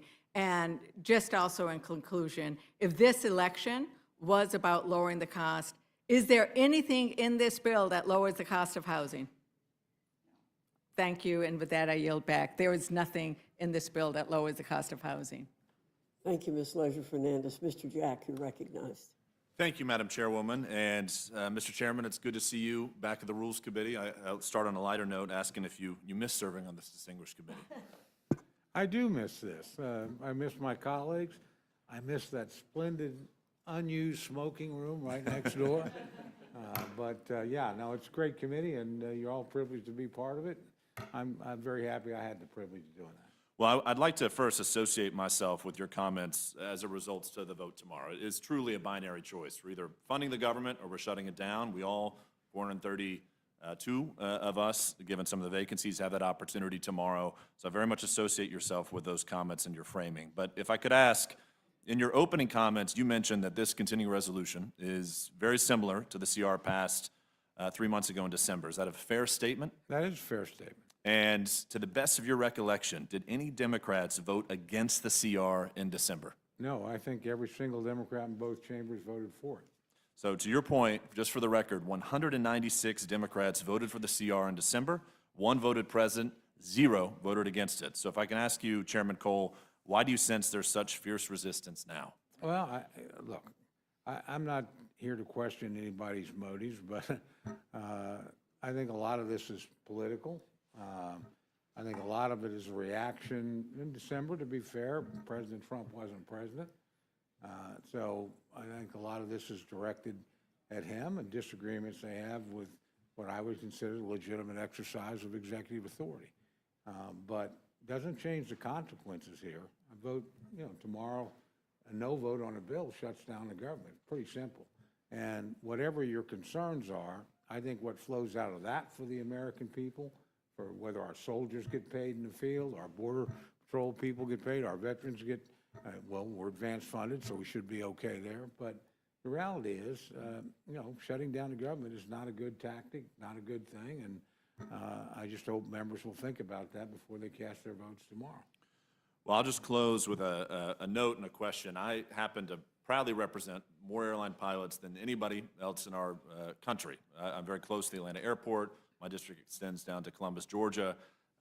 So one of the Democrat attacks on this CR that's certainly frustrated me is that this CR would result in less safe air travel. And I'd love to give you an opportunity, Mr. Chairman, to address that false claim. That's a stretch when we actually put more money in the FAA. And look, we're very proud in Oklahoma. It's not in my district. It's immediately outside it. All air traffic controllers are trained in the Mike Maroney Center there. Secretary Duffy just went out there, said what a great job they're doing. Again, I know he's very serious about improving things, but there's nothing in here that makes things more difficult. There's actually something in here that puts additional resources toward that problem in the interim, and then I hope longer term, Congress will do more in this area. Actually, we began to do that 2 years ago. When I headed up there, we actually put pretty major increases in the air traffic control system, but it takes many years to get us up to where. But it's actually a step in the right direction. It certainly doesn't. What will make air traffic much more dangerous is shutting down the government. Then you've got air traffic controllers who are not getting paid. You're just stopping progress. So again, you can have individual agreements, but this is, you either keep the government open or you don't. And I hope most people will vote to keep it open. I agree wholeheartedly, Will the Madam gentleman Chairwoman. yield for a moment? Sure. Sure, thank you very, very much. I just want to point out, and I don't know, I obviously was not present, but all of the news reports have said that there was a very heated conversation between Secretary Duffy and Elon Musk, where he said, "You are firing my air traffic controllers, and I have air it crashes and so forth. I can't deal with it." So the fact is that the secretary is concerned about what is going on and somebody making decisions about the wholesale firing of air traffic controllers. So the system is not safe because an individual who is unfettered can make a determination to fire air traffic controllers in a very difficult period of time. Thank you. Well, if I may ask, Ranking Member, does this CR increase FAA spending from the last fiscal year? What this does with the FAA is provide it with a blank check, a $4 billion blank check that allows Musk, I don't know if you heard me say this before, to direct contracts. He can direct the contracts to Starlink, to SpaceX, without any requirement for any kind of transparency, causing major disruptions to air travelers all across the country, across Florida, commercial airlines, forcing the airlines to divert air travel for thousands of travelers, costing thousands in lost revenue. So it is a serious issue with regard to what we need in terms of a safe safe airspace and the personnel to be able to deliver that. Thank you. Thank you, Madam Chair. I yield back. Thank you very much. Mr. DeGoosh, you're recognized. Thank you, Madam Chair. Thank you, Ranking Member, Chairman Cole, for being here for your testimony. Appreciate it. I will just say, neither here nor there, but I think it's a bit rich for folks to lecture us about votes on the CR when, I don't know, 30, 40 members of your caucus voted against the CR in December, including a near majority of the Republicans in the Rules Committee. I understand people have different intellectual rationales and reasons for their votes on these bills, but it's a little rich to endure the lecture like we just endured from one of our new colleagues, who perhaps wasn't aware, I don't know if he was here in December, but wasn't aware that so many of his own colleagues on his side of the aisle voted against the CR. But I digress. I want to ask you, Mr. Chairman, a couple of questions, and I missed the debate earlier. So just want to kind of level set that I'm understanding this CR correctly.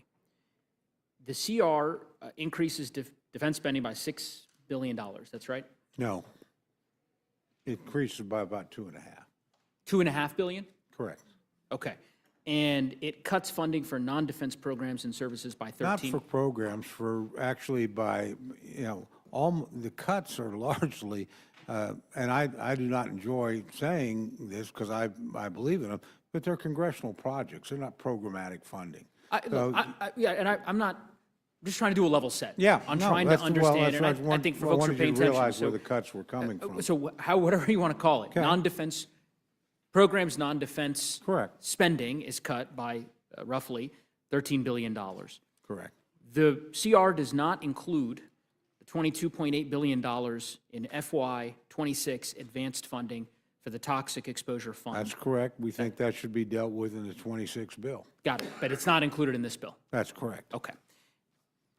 You mentioned in your colloquy with my colleague on the Republican side, what's changed since December? I think he posed that question to you. What makes this CR different than the last? And we've gone through a couple of ways in which it is materially different.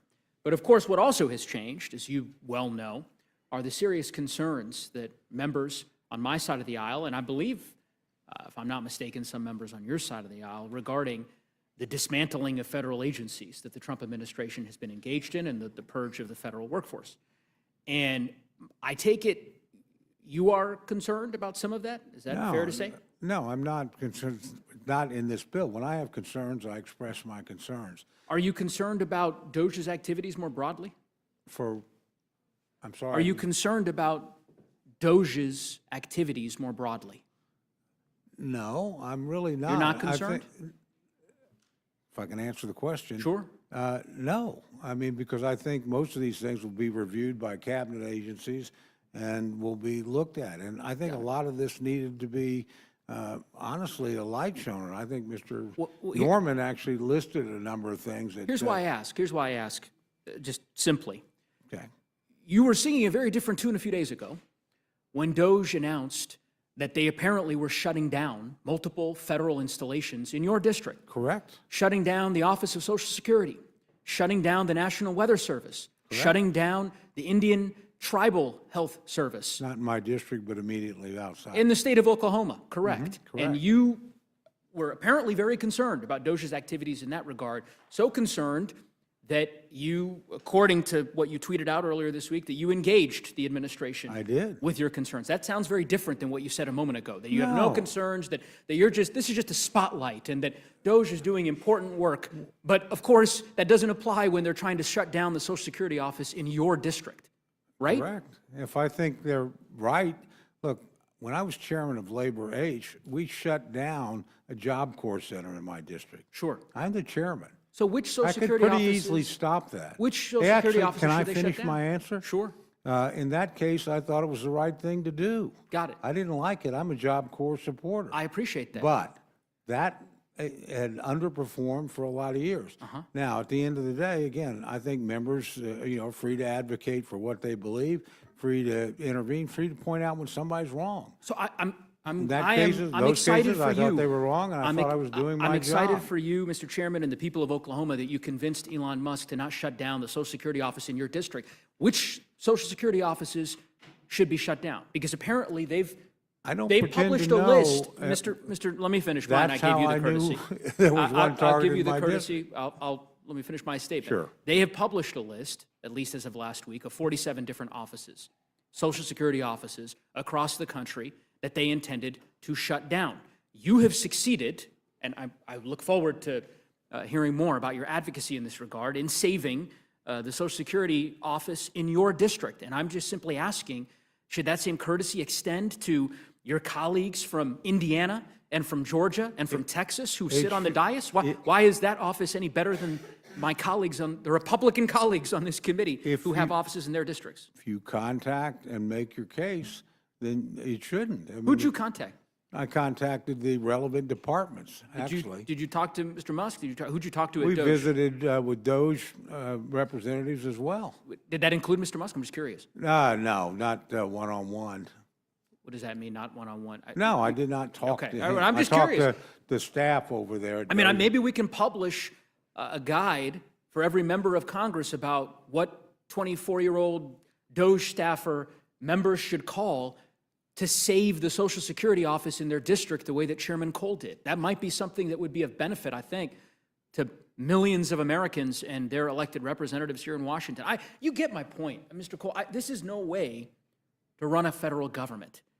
In my view, it should not be simply by virtue of your stature and your position in the Republican Party that you're able to convince these folks that your office, this division, should be saved within your district. think the And National Americans Weather- in all these other states. The National Weather Center, there's only one of them. It's not hard to save it because its mission is pretty critical. There are plenty of installations, there are plenty of facilities across the country Exactly. that are either one or two or three that are not, we're not talking about wide swaths, that ultimately are on the chopping block. And I'm just simply suggesting to you, and I find it hard to believe that you wouldn't agree with me on this point, that this is no way to run the federal government, that essentially we should allow the administration to unilaterally dismantle different agencies, mass closures, mass purges, and then leave it to Republican members of Congress to ultimately call in and ask for a favor, ask for a waiver, and Didn't ask for a hopefully pull it favor or off for their waiver. constituents. I made my case. Well,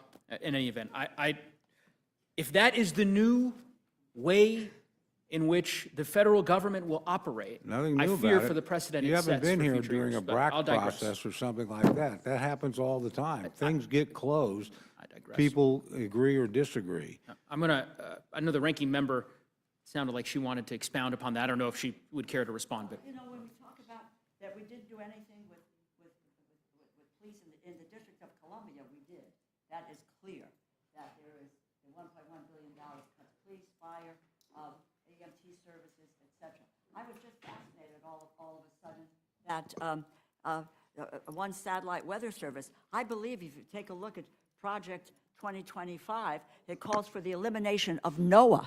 And the fact is they're moving to the elimination of NOAA, which would gives us the information that comes from the weather satellites so that we know what to do. I just want to make this, this point. It's true. People, and what I said earlier, and Mr. Negusci, you were not here, and I'll deal with the Army Corps projects cut by $1.4 billion. And now with this one-year CR, we put those projects, where they go, how much funding they get, into the hands of Musk and Trump, President Trump, I don't want to be disrespectful, and Russ Vought. What funding is there? So if you happen to be high on the pecking order, you can call and say, whoa, my project needs to get done. My project needs to get done. This one needs to get done, depending on where you are in the pecking order of this body or this institution, okay? However, it's no longer in the prerogative of all of us making a determination. Democrats and Republicans, House and Senate, making the determination of that level of funding and which projects get funded. It's in our hands. And that's what we're talking about, is giving all of that up.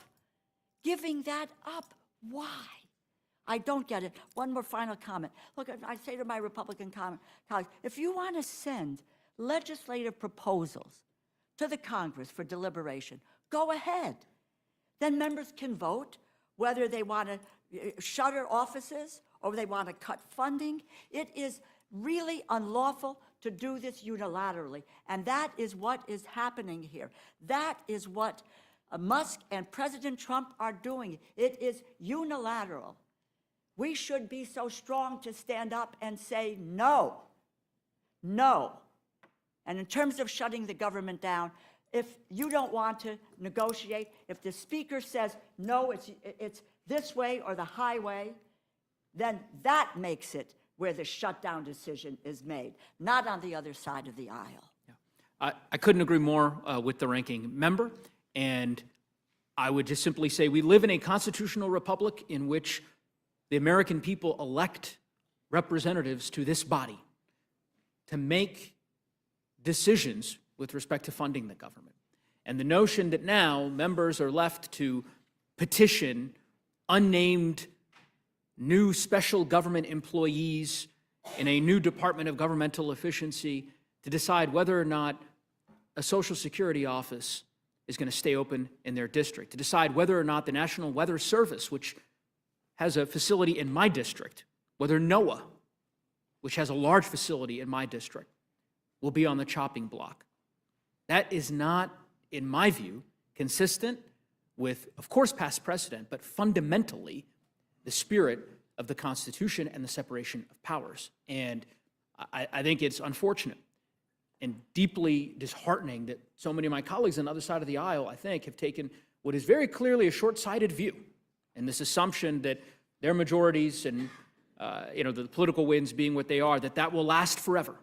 And there won't come a day in which there is a Democratic president and a Democratic House or a Democratic Senate, and you will be living under the precedent that you have tragically created. There's still time, in my view, to pull back. The time for doing that would be now. But in the meantime, I know there are a few offices. I was just reading this a moment ago, and looks like in Elizabeth City, Franklin, Greenville, and Roanoke Rapids, North Carolina, 4 Social Security offices closing. So, maybe Chairman Cole, you can give us the 20-year-old DOJ staffer that you talked to, give us their contact information, so perhaps the chairwoman can call them and petition President Trump to save those 4 offices among the other 47 Social Security offices that are being dismantled across the country. I yield back. Thank you, Mr. Neguse. Ms. Houchin, you're recognized. Thank you, Madam Chair. I'd like to yield some time to the gentleman from Texas, Mr. Roy. I think my friend from Indiana, I just quickly, Chairman Cole, to be very clear, there are about, to the best of your knowledge, about 1,200 Social Security offices across the country. Does that sound about right to you? That sounds about right. And so those at various field offices and so forth, and so there's a recommendation here to potentially, I don't know the full report yet, of, relocate or shut down or move or transition to other places, 40 or 50 of those offices. Your point, if I take it and put words in your mouth, is that any member of Congress in our elected capacity can go engage with the executive branch to say what we think the administration of government should look like and have some input as to whether something's impacting our district, correct? Correct. Is that what happened? Correct? And so to the extent that they're trying to figure out whether or not there's efficiency to be made, is the gentleman aware, and can he share and shed light on the fact that Social Security is slated to be bankrupt by 2032?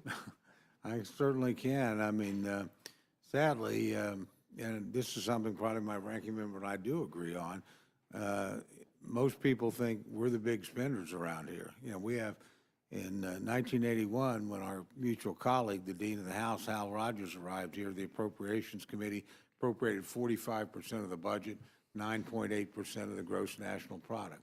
Today, we appropriate 26% of the budget and 6.4%. So we've actually lowered our share of spending on discretionary items. It's really the growth of entitlement programs which is driving spending. And Social Security currently will be underwater come 2032 if we don't take action. Is that correct? I think the interest rates have extended it to 2033. 33. So, and then last question on this point, because I think it merits a focus and consideration, is the President of the United States is in fact the chief executive, correct? Yes. Congress appropriates funds, which effectively means it's a ceiling, right? That's kind of the core essence of the Anti-Deficiencies Act and so forth, that you can't allow them to be able to go forward. So appropriations is saying, look, here are the dollars. But to the extent, like, without getting into the weeds on concepts of empowerment and otherwise, which refer to another conversation, it is not new, right? It dates back to founding days. Jefferson, for example, on empowerment. It is not new for the President of the United States to make decisions about how best to carry out the appropriations that we appropriate. The chief executive has latitude to make determinations about that to the extent not very specifically prohibited otherwise. Would that be a general characterization? No, look, there's a constitutional implication here that I expect will be figured out in the courts. But to say that you don't have authority, look, we grant routinely any executive reprogramming authority. Right. Move money from here to there. It's done all the time. So if the executive comes back and says either conditions are changed or you may not have known about this, we look at it and say yes or no. So, and we grant some of that authority unilaterally. But, it's, again, I don't think saving money is a bad thing to do. I think that's probably one of the responsibilities of the I thank the executive. chairman. I'll yield back to. Thank you. Madam Chair, I don't necessarily have any questions at this time, but I just want to make something clear. House Republicans are leading, trying to keep the government funded. What we continue to hear from the other side is fear-mongering and grandstanding. It's really rich. One of my colleagues said it's rich that we had Republicans vote against a CR and that we're lecturing them. I think it's rich that the Democrats think they are the only ones allowed to give lectures around this building. We've also heard that this is no way to run the government. I argue that it's not a way to run the federal government, driving us $36 trillion in debt, and we've got to start to turn the fiscal trajectory around. And part of that is eliminating waste, fraud, and abuse. That's not going to do the entire $36 trillion, but if we can save and stop wasting and fraudulently spending and abusively spending tax dollars, I think that we should try to do that. I don't think we should continue to fund a bloated bureaucracy. I think it's clear that the Democrats don't like President Trump. They don't like DOJ. They don't like Republicans. They don't like being out of power. So I fully support the continuing resolution. I want to commend Chairman Cole for his leadership in advancing the legislation despite the Democrats' attempts to sow chaos and dysfunction. This CR is about governing responsibly by keeping the government open, ensuring our military remains fully funded, our border security efforts continue, and hard-earned taxpayer dollars are spent wisely. Democrats spread fear and obsess over DOGE. This legislation continues funding and investments in roads, parks, water projects, infrastructure, research, and countless other core services. It includes fully funding the largest junior enlisted pay raise in over 40 years, the most significant increase since Ronald Reagan. It rescinds $20 billion in funding provided to the IRS under the Inflation Reduction Act and nearly $10 billion in funding from the Department of Commerce's Non-Recurring Expenses Fund. It includes $6 billion in mandatory funding for the Toxic Exposure Fund to fully meet veterans' health care needs.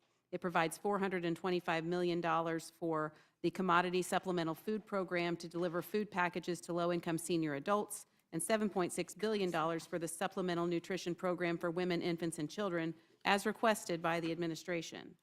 This continuing resolution provides the Department of Defense with additional resources and tools necessary to counter international terror threats by increasing defense discretionary spending by $6 billion while cutting non-defense discretionary spending by $13 billion. Additionally, Republicans are providing certainty to American patients and healthcare providers by extending expiring healthcare programs until the end of fiscal year through this legislation. If Democrats choose to vote for a government shutdown out of their contempt for President Trump, they are readying to hurt millions of Americans. It's a battle they previously lost to the American people, but they're refusing to accept. Under President Trump's leadership, we're restoring law and order, economic strength, and national security. Democrats would rather push fear tactics and shut down threats than support this measure that prioritizes the American people. House Republicans continue to support President Trump's agenda and are delivering results, not chaos. I urge my colleagues to support the resolution and continue the fight that 77 millions of Americans voted for. I want to thank Chairman Cole again for his work. I will close by just asking the chairman if he'd like to add anything that we haven't asked you here today. Thank you very much, but no, it's been a long hearing. I think you've probably heard enough from me, so I'm more than happy to leave when you're ready to excuse me. Thank you, Madam Chair. I yield back. Thank you, Ms. Houchin. I don't want to prolong this meeting too much, but I want to associate myself with the comments from Ms. Houchin and from my colleagues who have already spoken. I think fear-mongering is really a tame word to say what has gone on here today from our colleagues across the aisle. It's worse than fear-mongering, and I hope nobody, I'm glad we're not being shown on C-SPAN, because anybody who wants to learn something about civics in this country and the laws in this country sure would get a distorted picture of it. I do want to make one quick sort of affirmation of one thing Ms. Houchin said. When we present facts, we are not lecturing. We are bringing the facts out. And I think that's what we've done. I do want to ask the chairman a question. A lot has been made of the fact that in the Veterans Toxic Exposure Fund, you've mentioned that money for FY26 was not included in this continuing resolution, as evidently it has been in others. Is that correct? That's correct. And is there any money for FY26 in any of the other line items here? Boy, you're asking a big question. It's not As typical. a rule, yeah, no, it's unusual when we do these things, but again, certainly not unprecedented. No, by and large, this is money for 25. Okay. And that's what we should be putting out in this to be appropriate, correct? In my view, yes, but look, I also put stock in the argument that my friends have made of certain critical services. Usually you like to forward fund so they're not at risk. Indian Health Services. We do, well, I worked hard to get that. I know, but I'm saying, but Indian Health Services is advanced funded. Some other veterans actually, a lot programs of- are advanced funded. Ms. I hear you, but I have to answer it. And I may be incorrect in this. I think the rest of veterans is forward funded. This is a kind of moving target. It's we're having a hard time getting our hands around exactly how severe this problem is. Did we get a rush of cases that at the beginning, because it's a relatively new benefit? But again, that's an appropriate thing for the Appropriations Department to work for. Look, I voted for the PAC Act, so I certainly want to make sure it's well-funded, and we will over the course of our normal deliberations. And I think, again, it's important to talk about, on March 9th, 2024, President Biden signed into law H.R. 4366, Consolidated Appropriations Act 2024. Then on March 23rd, 2024, another bill signed by the president. And then that got us through December 20th. And then on December 20th, we passed H.R. 10545 to take us through March. Those were not unlawful things that were done. This has been categorized as an unlawful act by the House of Representatives, by our colleagues. So were all of these continuing resolutions unlawful, Mr. Chairman? No, they're lawful. They're certainly within the authority of Congress. They're not the preferred method. Preferred method, which I think we all would agree on, is 12 bills done in full on time. Our committee produced that product out of the committee before the August break. And we, I'm not saying we did a great job in the House, but we did a better job in the Senate, which didn't pass a single bill, got them across. So it's something clearly we need to work on, and we ought to think about that. And again, my colleague and I agree on this. I wish we'd Pass gotten those this bills. done before President Trump became president. He shouldn't have had to be worried about this. He shouldn't. I mean, we should have been funded through September 30th, but we didn't get that done. I would like to stay within 5 minutes if I could, and I want to point out that Section 7, let me make sure I'm in the right place, of Article 1, Section 7, this is where the issue of we have the power of the purse comes up all the time. Yes. And I think sometimes people have to be reminded of exactly what this says.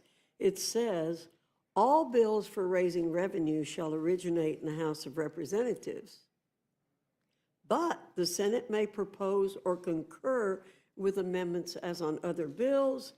Every bill which should have passed the House of Representatives and the Senate shall, before it become law, be presented to the President of the United States. So there's a misrepresentation of the role of the House in some people wanting to say, we have total control over how the money is spent. That is not true. It's just like every other bill, the bills have to go to the Senate and then be signed by the President. So I Would want you to yield, thank, Madam I Chair? want to thank the chairman and the ranking member Would you for yield? being here today, and I yield back my time. Please read Antonin Scalia on the power of the purse, where it goes. Judge Scalia was not actually a liberal, flaming liberal activist. He opined We on this. thank the panel I for thank you being very here, much. I thank and you. you're excused. Thank you. Oh, God, let's misread the Constitution as well. Oh.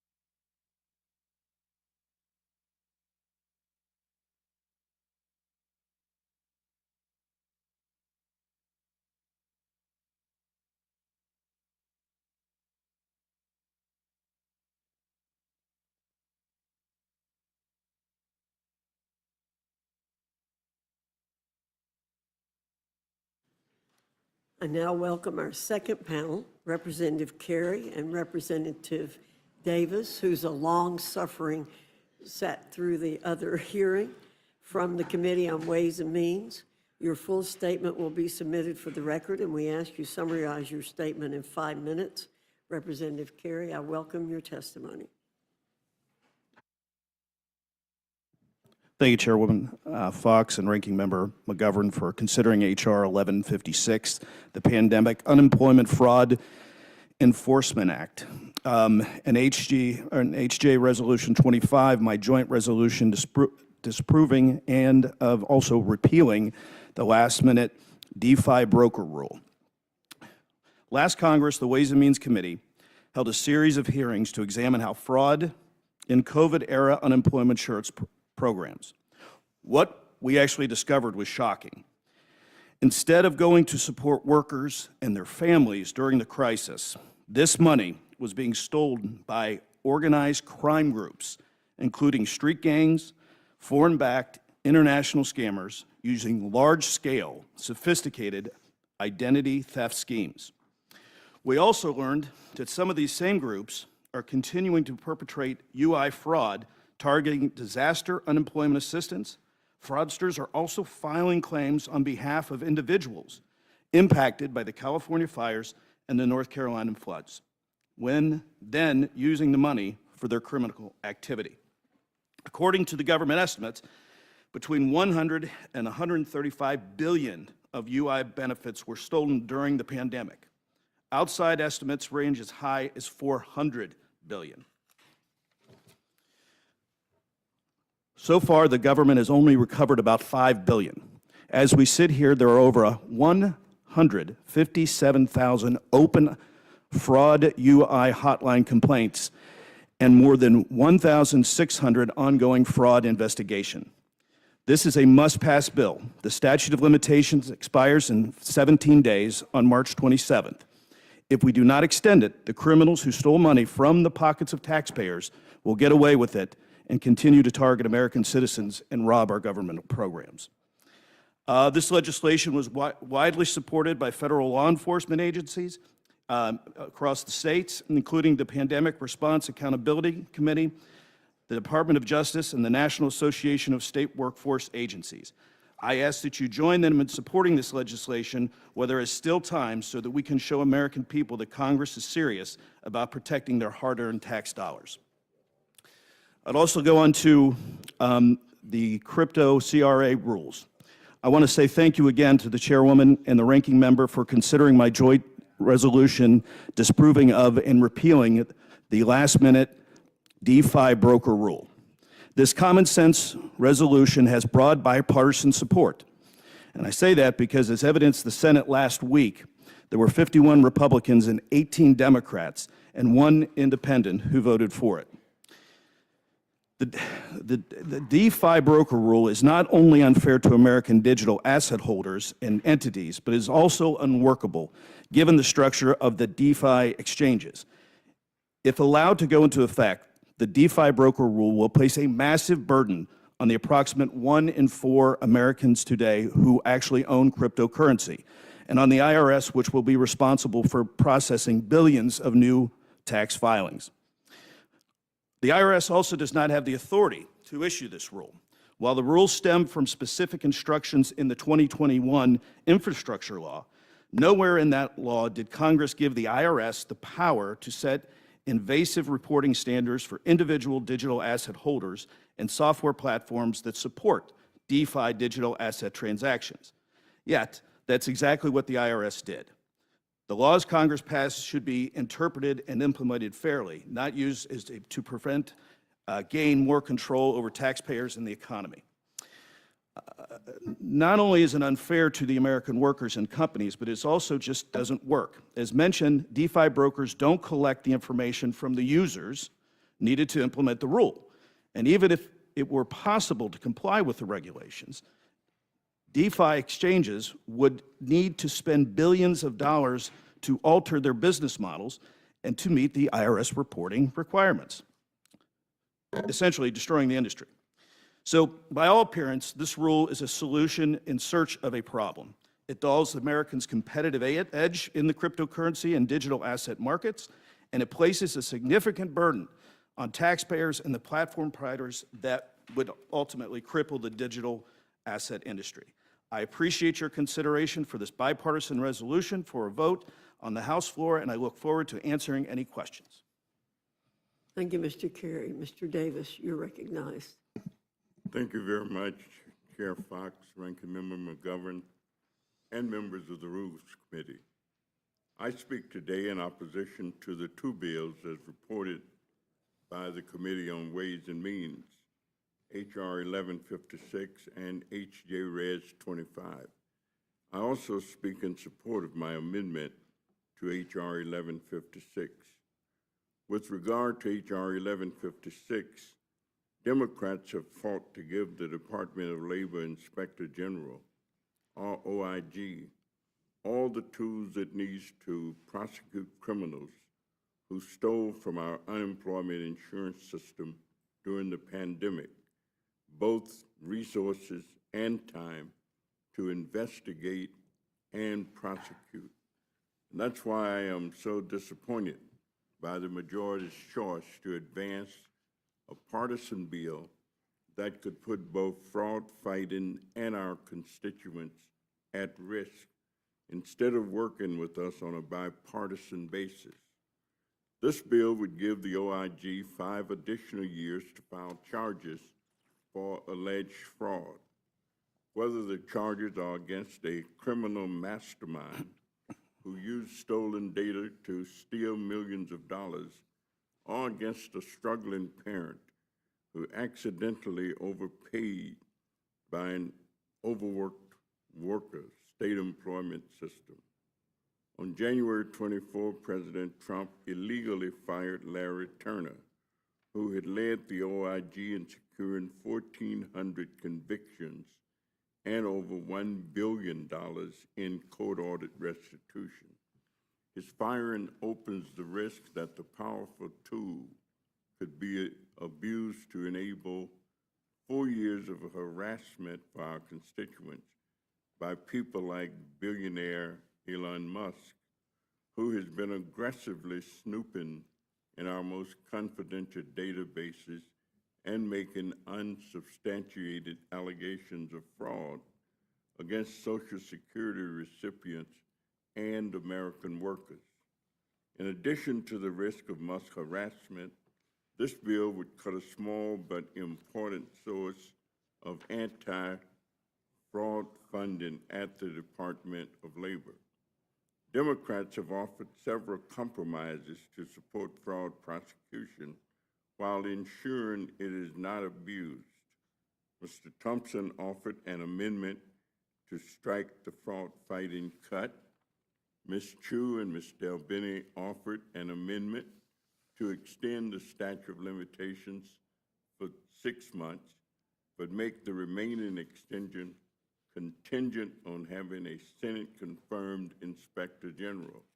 And I've filed an amendment with Representatives Chu, Moore, Evans, and Gomez to limit the extension to cases with an expected recovery of at least $100,000, which is the standard the IG and prosecutors have been using as a safeguard against abuse under new leadership.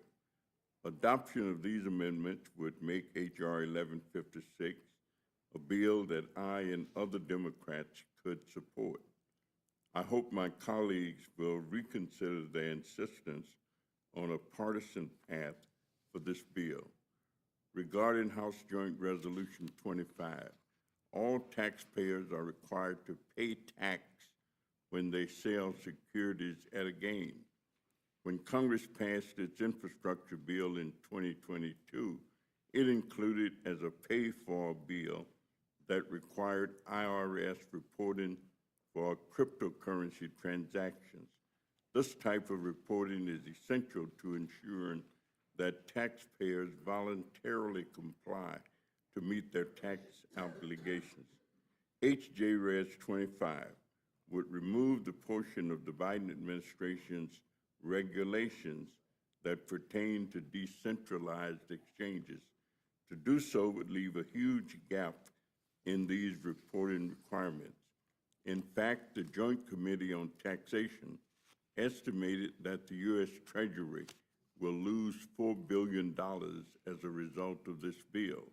As I look at this bill, I believe that it weakens the Internal Revenue Service's ability to detect and reduce cheating, and by bolstering decentralized exchanges, which are far less regulated than other exchanges, I believe that it has the potential to aid nefarious criminal activity such as sales of fentanyl and human trafficking.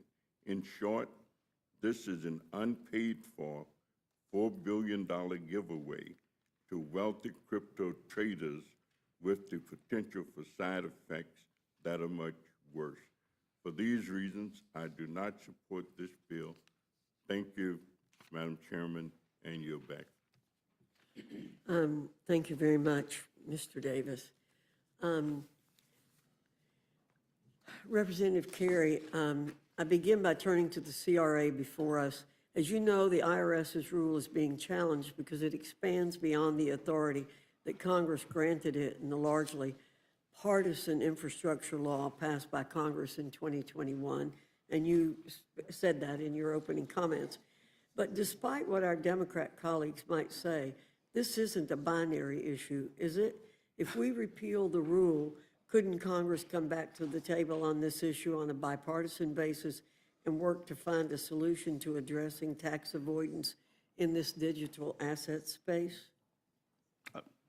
You are correct. The CRA just does not give the Trump administration the authority to address tax avoidance in the digital space, digital asset space at all. Okay. It simply nullifies the last-minute Biden rule. However, by repealing the DeFi broker rule, the Trump administration could attempt to issue new rules to address tax avoidance in the digital asset space. Right, and it would really focus on what needs to be focused on here. So the intent of the provision of law that authorized this rulemaking was supposed to be a revenue generator, is that correct? That's correct. But in fact, we expect the burden placed upon the IRS to eat much of the $10 billion tax gap that this rule is trying to close. Is that correct? That is correct. And this comes on top of billions of dollars projected for industry compliance. Is that correct? That's correct. And now I'll turn to H.R. 1156. I'm honestly a bit shocked to see this legislation to come to this committee on a partisan basis. I'd expect Democrats to be supportive of this ongoing effort to recover funds from outright fraud. But here we are. Can you tell us about the universe of ongoing fraud cases and why this extension of statute of limitations is so desperately needed? Madam Chairwoman, as we sit here, the Department of Labor, and I said in my opening statement, has over 157,000 UI fraud hotline complaints, and the Department of Justice reports more than 1,648 of them are open and uncharged criminal matters. It's pretty big numbers. So the IG didn't seem to do a very good job of getting to this money that had been taken illegally, correct? That's correct. I mean, these are sophisticated fraud schemes involving gangs, Russian mobsters, Chinese government-linked hackers from Nigeria, really all at the American taxpayer expense. We've had the devastation of Hurricane Helene, and we know that people have applied for disaster unemployment through FEMA, and the Department of Justice and North Carolina Disaster Information have warned of potential scams. How much do we know about continuing fraud in these programs? Well, we know that this is still happening, as you just pointed out, and it's the same with the fraudsters that are committing the UI fraud during the same pandemic, particularly in North Carolina flood victims, to claim disaster unemployment assistance. As witnesses at one of our hearings in February actually told us directly, it is the same groups that are doing the same things using the same playbook. This bill would provide more time to prosecute criminals and stop the cycle of fraud. Thank you, Mr. Carey. Mr. McGovern. Mr. Davis, did you want to add anything? Well, the only thing that I would say is that Democrats are unequivocally and without a doubt interested in waste, fraud, and abuse, and collecting every penny that is due the federal government from taxpayers. However, we're not interested in harassing individuals, small taxpayers who may have been overpaid or may have filled out a form incorrectly. And the bill that we're really talking about is based upon the recommendation from the fired Inspector General. And while you can always do better, but 1,400 convictions is not a bad record. And you can always do more, but you can do more with more.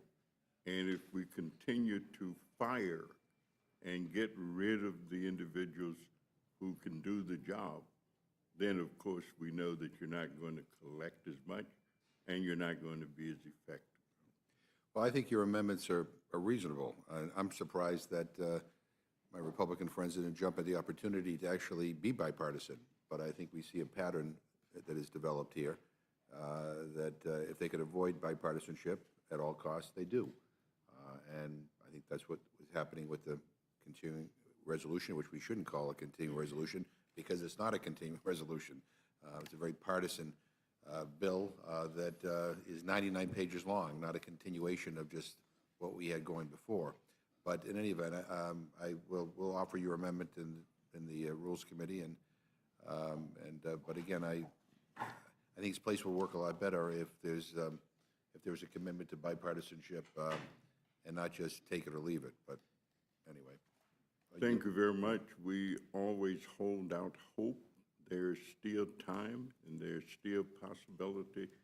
And so we hope that we can do bipartisan work, and that's what we attempt to do as much as possible. So we still have hope that it could happen. I yield back. Thank you, Mr. McGovern. Ms. Fishman. Thank you. And I just want to say thank you to you both for being here tonight. And thank you in particular, Mr. Carey, for bringing, in particular, HR 1156 forward, because I do think it's an important part of the work that we do protecting taxpayer dollars. But as we are looking forward, we are trying to make sure that we get at the waste, fraud, and abuse. And so it's incredibly important. And don't have any questions, but thank you both, and thank you again. I yield back. Thank you, Ms. Scanlon. You're recognized. Thank you, Madam Chair. First, I expect that everyone sitting on this dais is against fraud, waste, or abuse in the federal government, and we should do everything that we can to go after folks who abuse the pandemic assistance programs to take money that was meant for people actually in need. But, in the last 2 months, President Trump has fired nearly all of the top civil servants tasked with identifying that waste and fraud. If our Republican colleagues were serious about going after fraud, waste, and abuse, they wouldn't remain silent while Trump fires the government's inspectors general, including the inspector general whose job it was to go after fraud in the pandemic unemployment insurance program, as well as those who had written reports exposing abuse and misconduct by Elon Musk companies and the Trump administration. And if Republicans were sincere about going after fraud, they wouldn't have cut funding for the Department of Labor's Office of Inspector General, which led to layoffs of the civil servants whose jobs it was to bring cases against people who defrauded the pandemic unemployment insurance program. You can't go on TV and say you're against fraud, but not also be against politically motivated firings of the people who are responsible for policing that fraud. You can't have it both ways.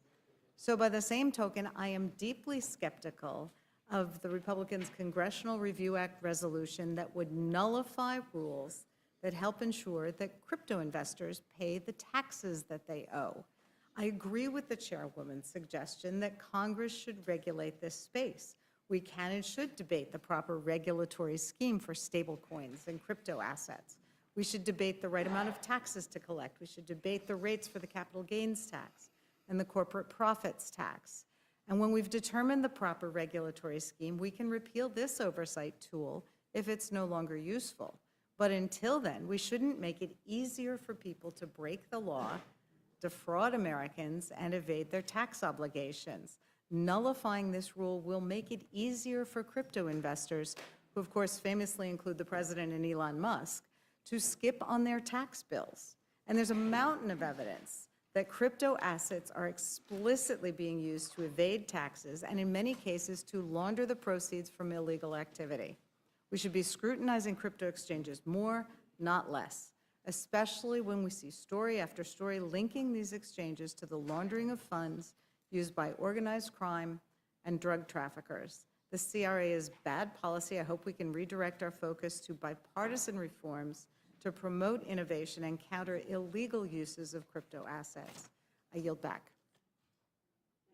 Scanlon, Mr. Roy, you're recognized. I yield. Thank you. Ms. Leisure Fernandez. You know, I would just note that Republicans keep saying we need to cut spending for farmers, hungry kids, veterans, all kinds of important programs, especially programs that impact rural America. They say we have to cut all this funding so we can cut the deficit. But I just want to note for the record that the so-called party of fiscal responsibility is going to overturn a regulation, and in doing so would increase the deficit by an estimated $4.5 billion. So they're going to help out the crypto boys, and in doing so, cost the taxpayers $4.5 billion. And they're going to do so saying, oh, but, you know, we can't really help those hungry kids. We can't really help those people on Medicaid. You know, that health care from veterans, well, that's too expensive. But helping out the crypto bros, who I might know, gave $11 million in donations to Trump's inaugural committee. Because with this administration, you really always just have to follow the money. Who will profit, who gave Trump money, and who is in charge. And that's who it appears Republicans stand with. The hypocrisy is just out, I mean, it leaves me speechless sometimes. But Representative Davis, is there anything you'd like to add about the bills we were seeing here today? I think the important aspects of the bill, and I think we reinforce the idea and the fact that we do want to punish those individuals who are attempting and making efforts to defraud the federal government, to take away resources that ought to be available for individuals in need, and that there is no doubt we don't want anybody to think that we don't. But we also don't want to see individuals harassed because of errors, having been overpaid. They had nothing to do with it, and they get charged with criminal activity. So we just want a balanced approach to it. Thank you very much for your question, and yes. Thank you, Representative Davis. And with regards to describing the regulations regarding the reporting by brokers that regularly provide services effectuating digital asset sales, these were a long time in coming. August 29th, 2023, was one of the initial publications. And so these were regulations that had been under consideration, that received input, that were intended to make sure that we collected all the taxes that are owed and due. And to now overturn a regulation so that it's not going to be as easy and it's going to be difficult to collect those taxes is, I think, irresponsible. And with that, I yield back. Thank you, Ms. Leisure Fernandez. Mr. Griffith, you're recognized. Thank you, Mr. Griffith. Let me see. Mr. Norman, you're recognized. Ms. Houchin.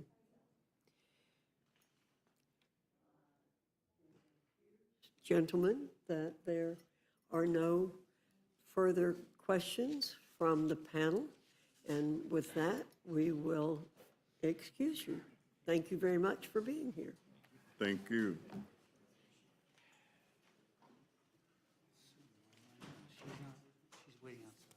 Okay. You can recognize her as she comes in. Okay.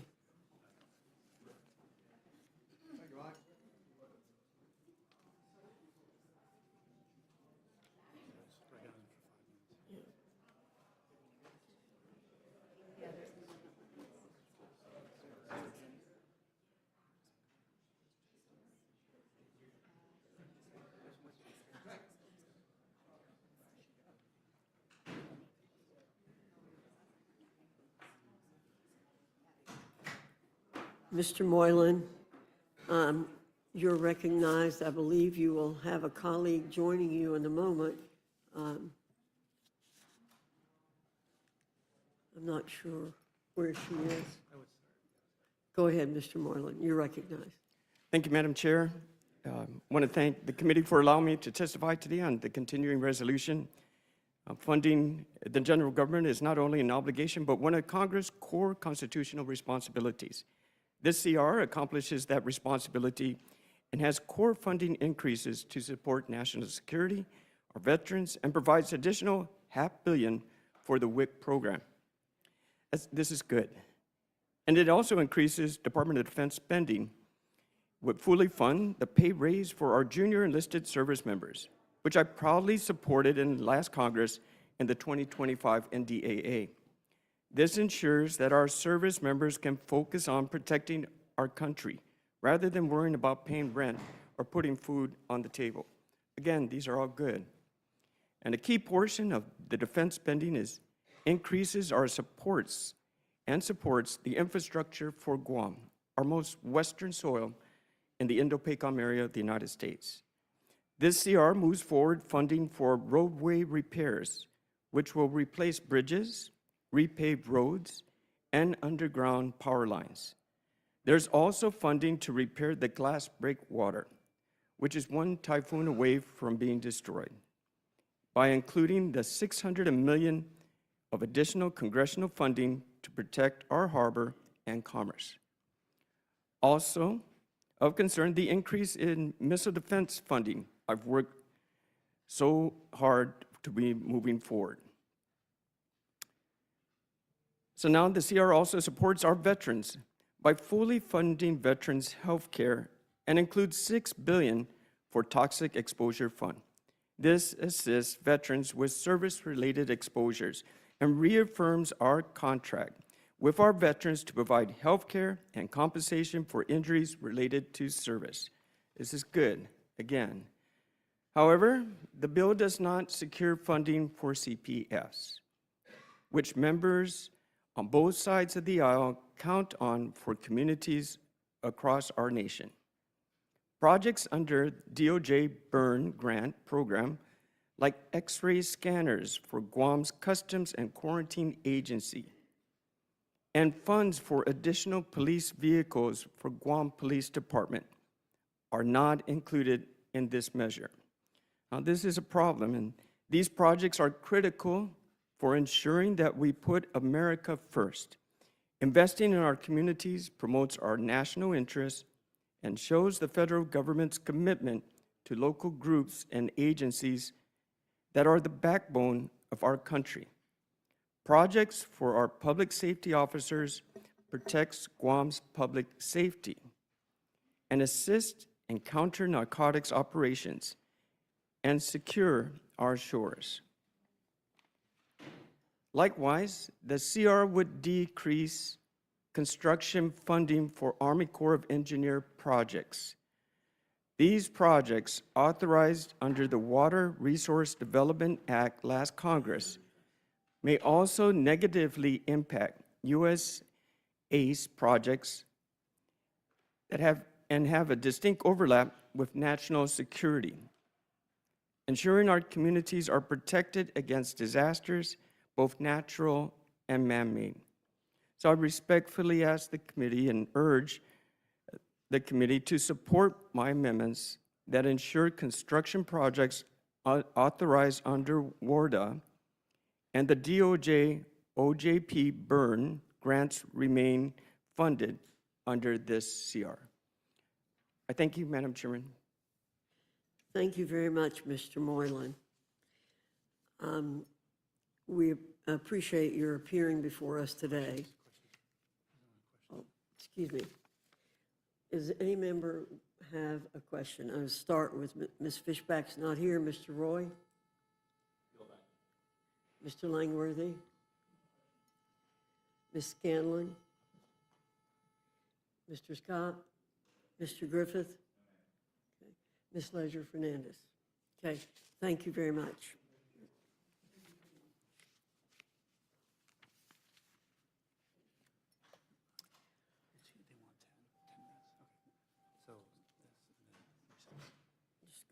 Okay. Without objection, the committee stands in recess until 15 minutes after the close of the last vote. Thank you very much. We will be in recess.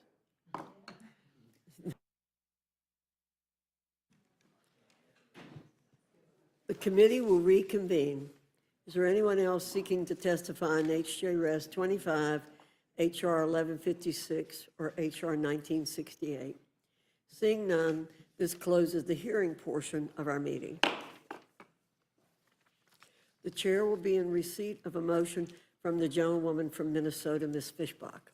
Thank you, Madam Chair. Madam Chair, I move the committee grant H.J. Res. 25, providing for congressional disapproval under Chapter 8 of Title 5, United States Codes of the Rule, submitted by the Internal Revenue Service relating to the gross proceeds reporting by brokers that regularly provide services of effectuating digital asset sales, a closed rule. The rule waives all points of order against consideration of the joint resolution. The rule provides that the joint resolution shall be considered as read. The rule waives all points of order against the provisions in the joint resolution. The rule provides 1 hour of general debate equally divided and controlled by the chair and ranking minority member of the Committee on Ways and Means or their respective designees. The rules provides 1 motion to recommit. The rule further provides for consideration of H.R. 1156, the Pandemic Unemployment Fraud Enforcement Act, under a closed rule. The rule waives all points of order against the consideration of the bill. The rule provides that the amendment in the nature of a substitute recommended by the Committee on Ways and Means, now printed in the shall be considered as adopted and the bill as amended shall be considered as read. The rule waives all points of orders against the provisions in the bill as amended. The rule provides 1 hour of general debate equally divided and controlled by the chair and ranking minority member of the Committee on Ways and Means or their respective designee. The rule provides 1 motion to recommit. The rule further provides for consideration of H.R. 1968, the Full Year Continuing Appropriations and Extensions Act 2025, under a closed rule. The rule waives all points of orders against consideration of the bill. The rule provides that the amendment printed in the Rules Committee report shall be considered as adopted and the bill as amended shall be considered as read. The rule waives all points of order against the provisions in the bill as amended. The rule provides 1 hour of general debate equally divided and controlled by the chair, ranking minority member of the Appropriations, the Committee on Appropriations or the respective designees. The rule provides 1 motion to recommit. Finally, the rule provides that each day for the remainder of the first session of the 119th Congress shall not constitute a calendar day for purposes of Section 202 of the National Emergencies Act with respect to a joint resolution terminating a national emergency declared by the President on February 1, 2025. Thank you very much. You've now heard the motion. Is there any discussion or an amendment to the rule? Yes, Madam Chair. Mr. McGovern, you're recognized. So, 3 completely closed rules. How Russian. But I'd like to ask I request unanimous consent to insert written testimony from Congresswoman Eleanor Holmes Norton in support of Amendment Number 2 to H.R. 1968. Amendment Number 2 would allow the District of Columbia to continue to spend under fiscal year 2025 local budget enacted by D.C. and exempt D.C. from a federal government shutdown in fiscal year 2026.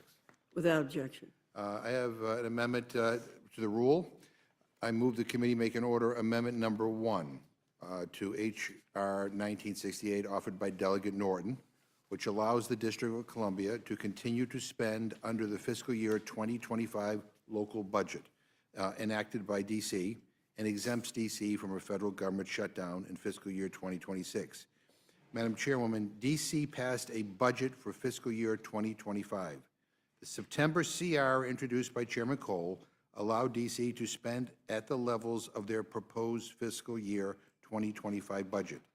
The December CR introduced by Chairman Cole allowed D.C. to spend at those same levels. Now, after telling D.C. their spending at these levels has been fine for 6 months, this Republican CR is telling them to go back to fiscal year 2024 spending levels. This will result in a cut to the district spending by more than $940 million, close to $1 billion. Law enforcement, cops, and safety will be cut by nearly $240 million. Education by nearly $400 million. These cuts will be devastating and through no fault of the district. And let me remind you that this is D.C.'s money. It's not federally funded. It's not congressional funded. It's funded by D.C. businesses and residents who do not have a vote in the Congress, I might add. So I hope my colleagues would at least vote to allow this amendment to be brought to the floor, to be debated and voted on. Is there any further discussion on the amendment? Hearing none, the question's on the amendment. All those in favor signify by saying aye. Aye. Those opposed, no. No. In the opinion of the chair, the noes have it. The amendment is not agreed to. I ask for a roll call. The clerk will call the roll. Mrs. Fishbach? No. Mrs. Fishbach, no. Mr. Norman? No. Mr. Norman, no. Mr. Roy? No. Mr. Roy, no. Mrs. Houchin? No. Mrs. Houchin, no. Mr. Langworthy? No. Mr. Langworthy, no. Mr. Scott? No. Mr. Scott, no. Mr. Griffith? No. Mr. Griffith, no. Mr. Jack? No. Mr. Jack, no. Mr. McGovern? Aye. Mr. McGovern, aye. Ms. Scanlon? Aye. Ms. Scanlon, aye. Mr. Neguse? Ms. Leisure-Fernandez? Aye. Ms. Leisure-Fernandez, aye. Madam Chair? No. Madam Chair, no. The clerk will report the total. 3 yeas, 9 nays. The noes have it. The amendment is not agreed to. Madam Chair, I have another amendment to the rule. The gentleman's recognized. I move the committee strike Section 4 of the resolution, which prevents the House of Representatives from voting on Trump's tariffs. Madam Chair, the President has gone after 2 of our allies who happen to be our closest neighbors, and it's the American people who are going to suffer most. The President's tariffs will cost families an extra $1,200 a year. The S&P 500 fell 3.1% this week, its largest decline since September. Ontario is hitting us with a 25% electricity surcharge, one that affects the gentleman from New York, Mr. Langworthy's home state. These tariffs are devastating for businesses and for families. That's why Ranking Member Meeks and House Democrats has introduced resolutions to actually let the House vote on these tariffs. But guess what? In this rule, Republicans are shutting those resolutions off. Why are they sneaking this unrelated provision into this rule? I'll tell you why. Because they're scared to vote on it. They want no floor vote, no Republicans on record, and no way to stop these devastating price hikes. That's why I'm offering this motion to simply allow us to have a vote on President Trump's authority and these tariffs. If this amendment is not adopted, Madam Chair, then a yes vote on the rule, vote tomorrow, will be a yes vote to ratify these tariffs. And I think all of my Republican friends who vote yes, you are voting to support these tariffs. So let us be clear. And with that, I yield back. I recognize myself. President Trump is using every tool at his disposal to protect Americans.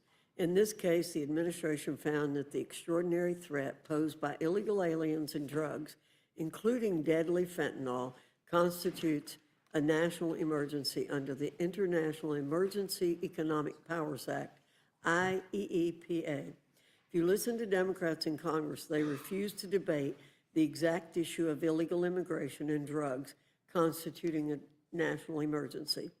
They want only to debate President Trump's enforcement mechanism, tariffs. But let's look at the Democrats' record of not using every tool to protect Americans, leading to a border emergency that has truly become a national emergency.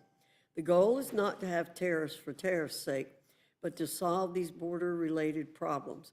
We must give them a chance. What would be truly unprecedented is Congress upending tariff policy to score political points when it has never gotten involved in this level of executive branch micromanagement before. We need to provide certainty to the administration as it negotiates with foreign powers. President Trump's record with tariffs is one of unbridled success. Tariffs resolved security concerns in Colombia, ushered in historic bilateral agreements with China, and secured the border with Mexico. Again, we cannot have Congress micromanage trade policy and rob the president of the negotiating power he is using to secure our interest. Madam Chair? Mr. McGovern. Yeah, I'm sure that the families who see their electricity bills going up by 25% are comforted by that statement, but the reality is people are being hurt by these tariffs. The cost for people are going through the roof as we speak. And look, all of us here believe that fentanyl is a problem, but I'm going to tell you, to say that Canada is the problem for fentanyl when we know most fentanyl enters this country through legal ports of entry in the United States, but we're hitting Canada with this. I mean, I don't quite understand it. But the bottom line is, again, I mean, we have this ability, I mean, to be able to ask for a vote on this. It is now being taken away from us. At the same time, Elon Musk and this administration is infringing on the authority of the United States House of Representatives, and nobody around here wants to defend this institution. I mean, I mean, if this were Joe Biden doing what Donald Trump and Elon Musk are doing, you guys would, wouldn't be able to control yourselves. But as we speak, there are thousands of people who are being laid off, and I believe illegally, and I think courts are now coming to that conclusion as well. All we're asking for is to have a debate and a vote on this, and to shut this little procedure off in this rule on the continuing resolution, I think is wrong, and I hope that we can have a vote on this. I'll recognize myself again. To be clear, offering a resolution to nullify the national emergency is what would be offered. It wouldn't be to preclude terrorists from the equation. It would be to turn off the national emergency entirely. Is that really your position, that fentanyl and related illegal immigration aren't constituting a national emergency?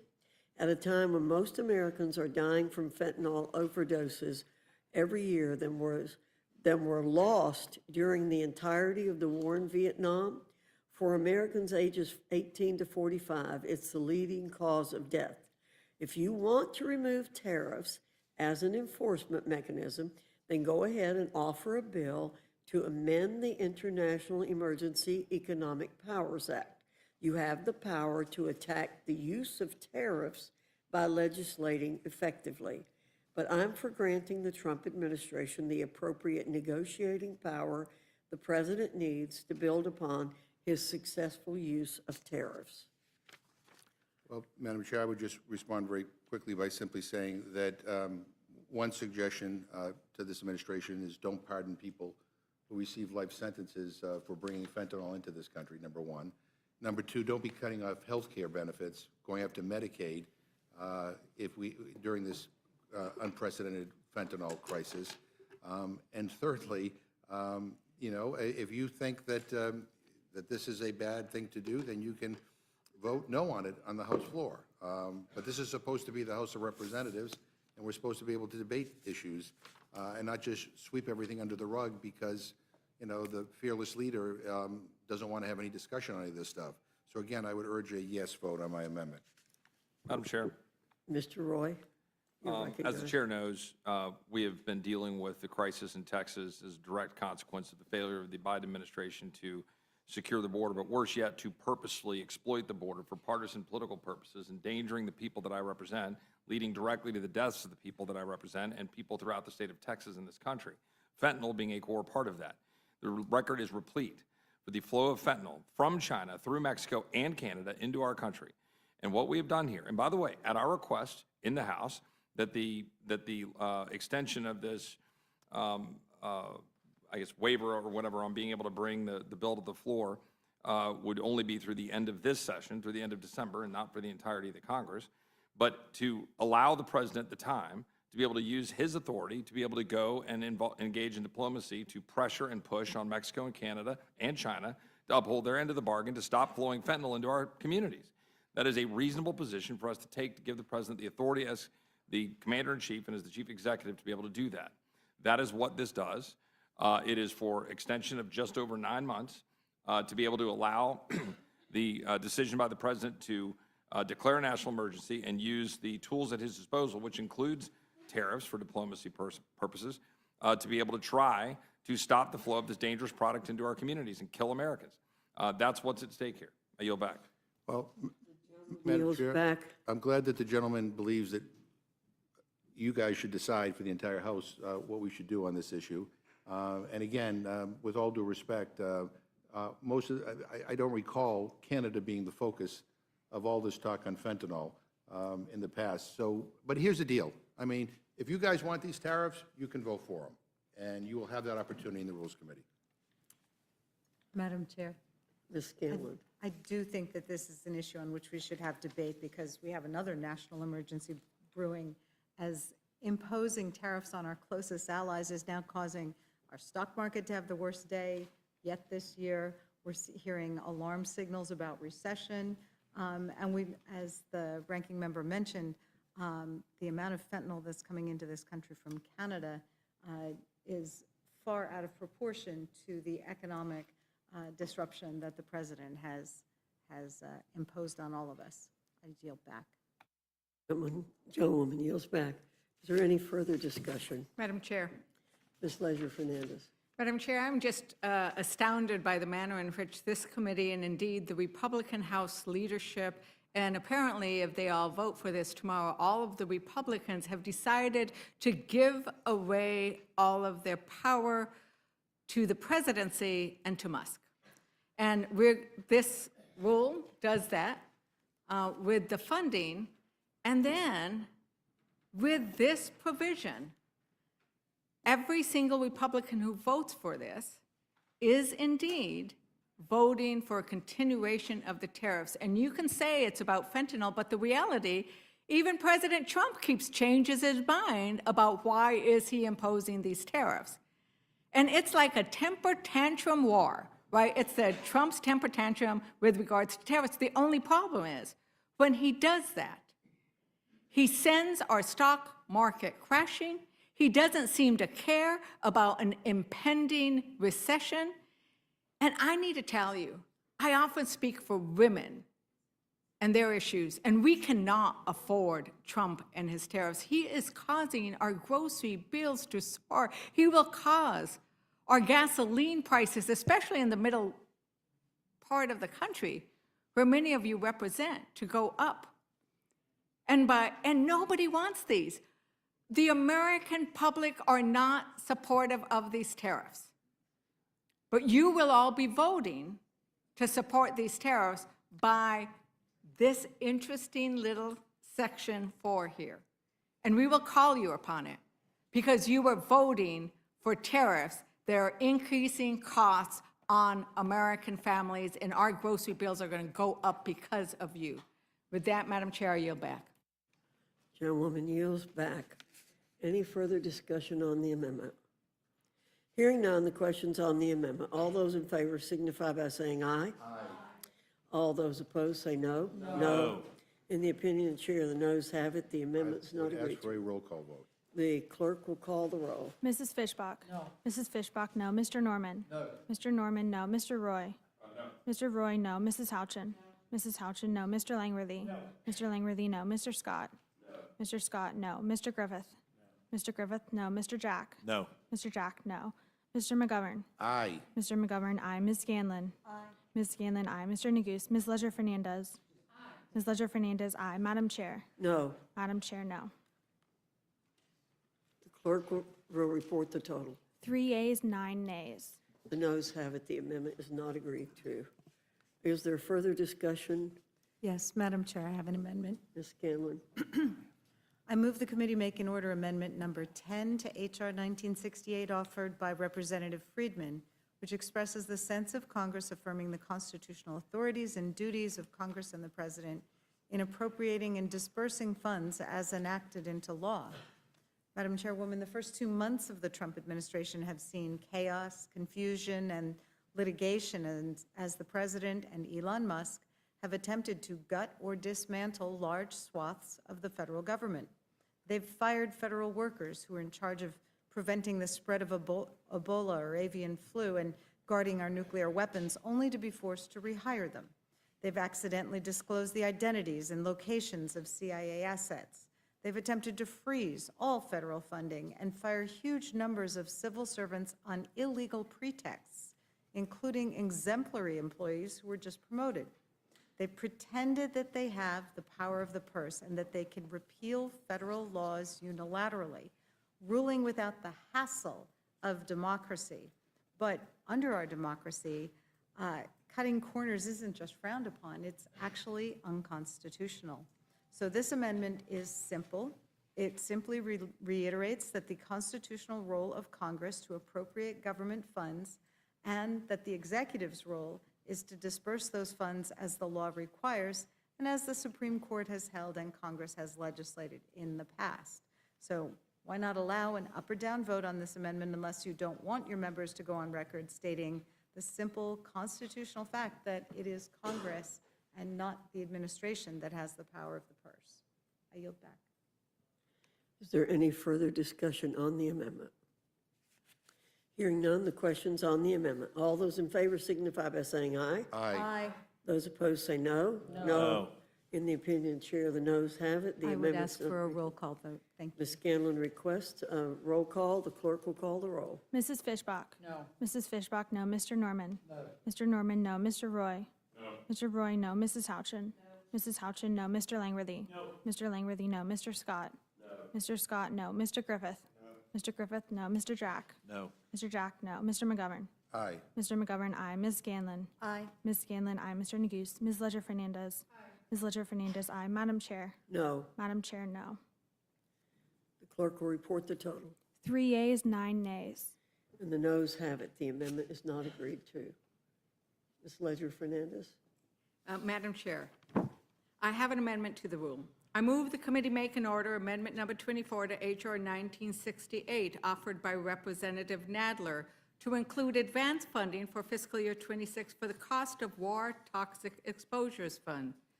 Many of us know this as the burn pits. Madam Chairman, our veterans who earned their health care through their sacrifices on the battlefield are worried, and they should be. They're being fired by the thousand by Musk and Doge. Their private information is being accessed by Doge. And now with this bill, you fail to include the $22 billion in fiscal year 2026 advance appropriations that will be needed for the Veterans Toxic Exposure Fund. The House Republicans included this money in their bill last year. You included it last year. So forgive us for worrying about your intentions after it's been intentionally pulled from this bill. You know, Congress is giving Musk and Doge the authority to cut any programs at the agencies that they wish with this bill. Musk and Doge simply do not honor or respect our veterans, as demonstrated by the way in which they've been treated in the last 7 weeks. Our veterans deserve more. This amendment would guarantee our veterans they will have their health care after November 1st. And this is a tradition of what we've done with VA, so don't say it's nothing. It is a deviation from a practice that we have instituted in Congress. So we ask you, stand with our veterans and not with Musk. And with that, I urge support of my amendment, and I yield back. Is there any further discussion on the amendment?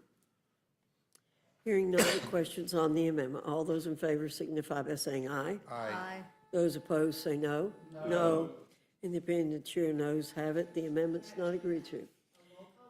The clerk will call the roll. Mrs. Fishbach? No. Mrs. Fishbach, no. Mr. Norman? No. Mr. Norman, no. Mr. Roy? No. Mr. Roy, no. Mrs. Houchin? No. Mrs. Houchin, no. Mr. Langworthy? No. Mr. Langworthy, no. Mr. Scott? No. Mr. Scott, no. Mr. Griffith? No. Mr. Griffith, no. Mr. Jack? No. Mr. Jack, no. Mr. McGovern? Aye. Mr. McGovern, aye. Ms. Scanlon? Aye. Ms. Scanlon, aye. Mr. Neguse? Ms. Ledger Fernandez? Ms. Ledger Fernandez, aye. Madam Chair? No. Madam Chair, no. The clerk will report the total. 3 yeas, 9 nays. The noes have it. The amendment is not agreed to. Hey, Madam Chair, I have one final amendment about something that just came to my attention in the manager's amendment.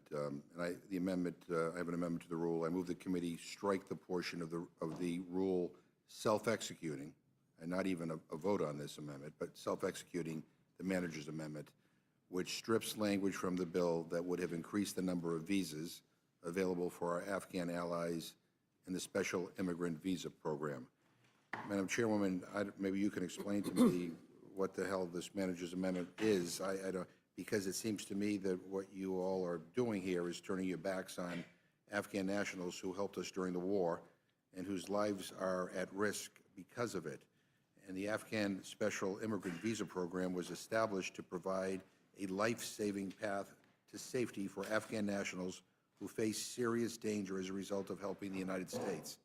I signed a bipartisan letter. It was a bipartisan letter in December led by Representative Crow asking for an increase in visas from 50,500 to 70,500 and to extend the program to December of 2027. I was pleased to see that this language was included in this CR. Now, at the last minute, the majority has dropped a manager's amendment to strip the language. And why? I know you're going to say, oh, this is fine. It's like your toxic exposure funding excuse. We'll deal with it later. And we know how good Congress is at dealing with things later. Well, this was dealing with it. The language was in there. And now I'm reading that Trump may include Afghanistan in a brand-new travel ban? What a coincidence. So you're turning your backs on our Afghan allies in service of whom, whose service was into our country. And the Trump administration, and another one of its offensive travel bans, may be responsible for this. But I think this is truly unbelievable. I think all of us, no matter what our politics may be, thought that it was important to make sure we were there for the people who were there for us during that terrible war. And so I would urge my colleagues to support my amendment. Madam Chair? Yeah, Ms. I have to, Scanlon. I need to speak in support of this amendment. I worked on behalf of these folks who were promised safe passage and green cards to our country when they volunteered to be drivers and interpreters for our troops during that conflict. And it takes an awful lot of work, and it takes years to get them vetted and get them here. We saw with the first days of the Trump administration, they canceled flights. They prevented people who had been fully vetted and should have been allowed entry to this country. So these people need our help more now than ever, and so I would support this amendment. Is there any further discussion on the amendment, Mr. Madam McDowell? Chair, I want to read for the committee exactly what General McKenzie testified. I'll give you my honest opinion. My honest opinion and view shaped my recommendations to the President, then President Biden. I recommended that we maintain 2,500 troops in Afghanistan, and also recommended earlier in the fall of 2020 that we maintain 4,500 at that time. I also have a view that the withdrawal of those forces would lead inevitably to the collapse of the Afghan military forces and eventually the Afghan government. The reason we're having this discussion is because then President Joe Biden ignored the advice of his military commanders. With that, I yield. Madam Chair, even if that is true, even if that's true, it has nothing at all to do with what we're talking about here right now. You had in this CR language that would protect these refugees, and it's been removed. It was in the CR, it's been removed in the manager's amendment. So I appreciate, your rhetoric, but the reality is it has nothing to do with what we're talking about. That's Democrat word for the truth, right? No, I mean- When we tell the truth, you call it rhetoric, and that's why you're in the minority now. What does it have to do with this? You blame Biden for what? This amendment? All right, good, then vote for this amendment and blame Biden, that's fine. But this has nothing, I want to know why this was removed. Madam Chair. I'm sorry, Mr. Roy. One of the reasons that we have concerns about the SIV visas is, for example, Chairman Mark Green, in a letter, demanded the committee is seeking information about the recent reported arrest of 2 Afghan nationals living in Oklahoma City who allegedly plotted an ISIS-inspired terrorist attack for Election Day.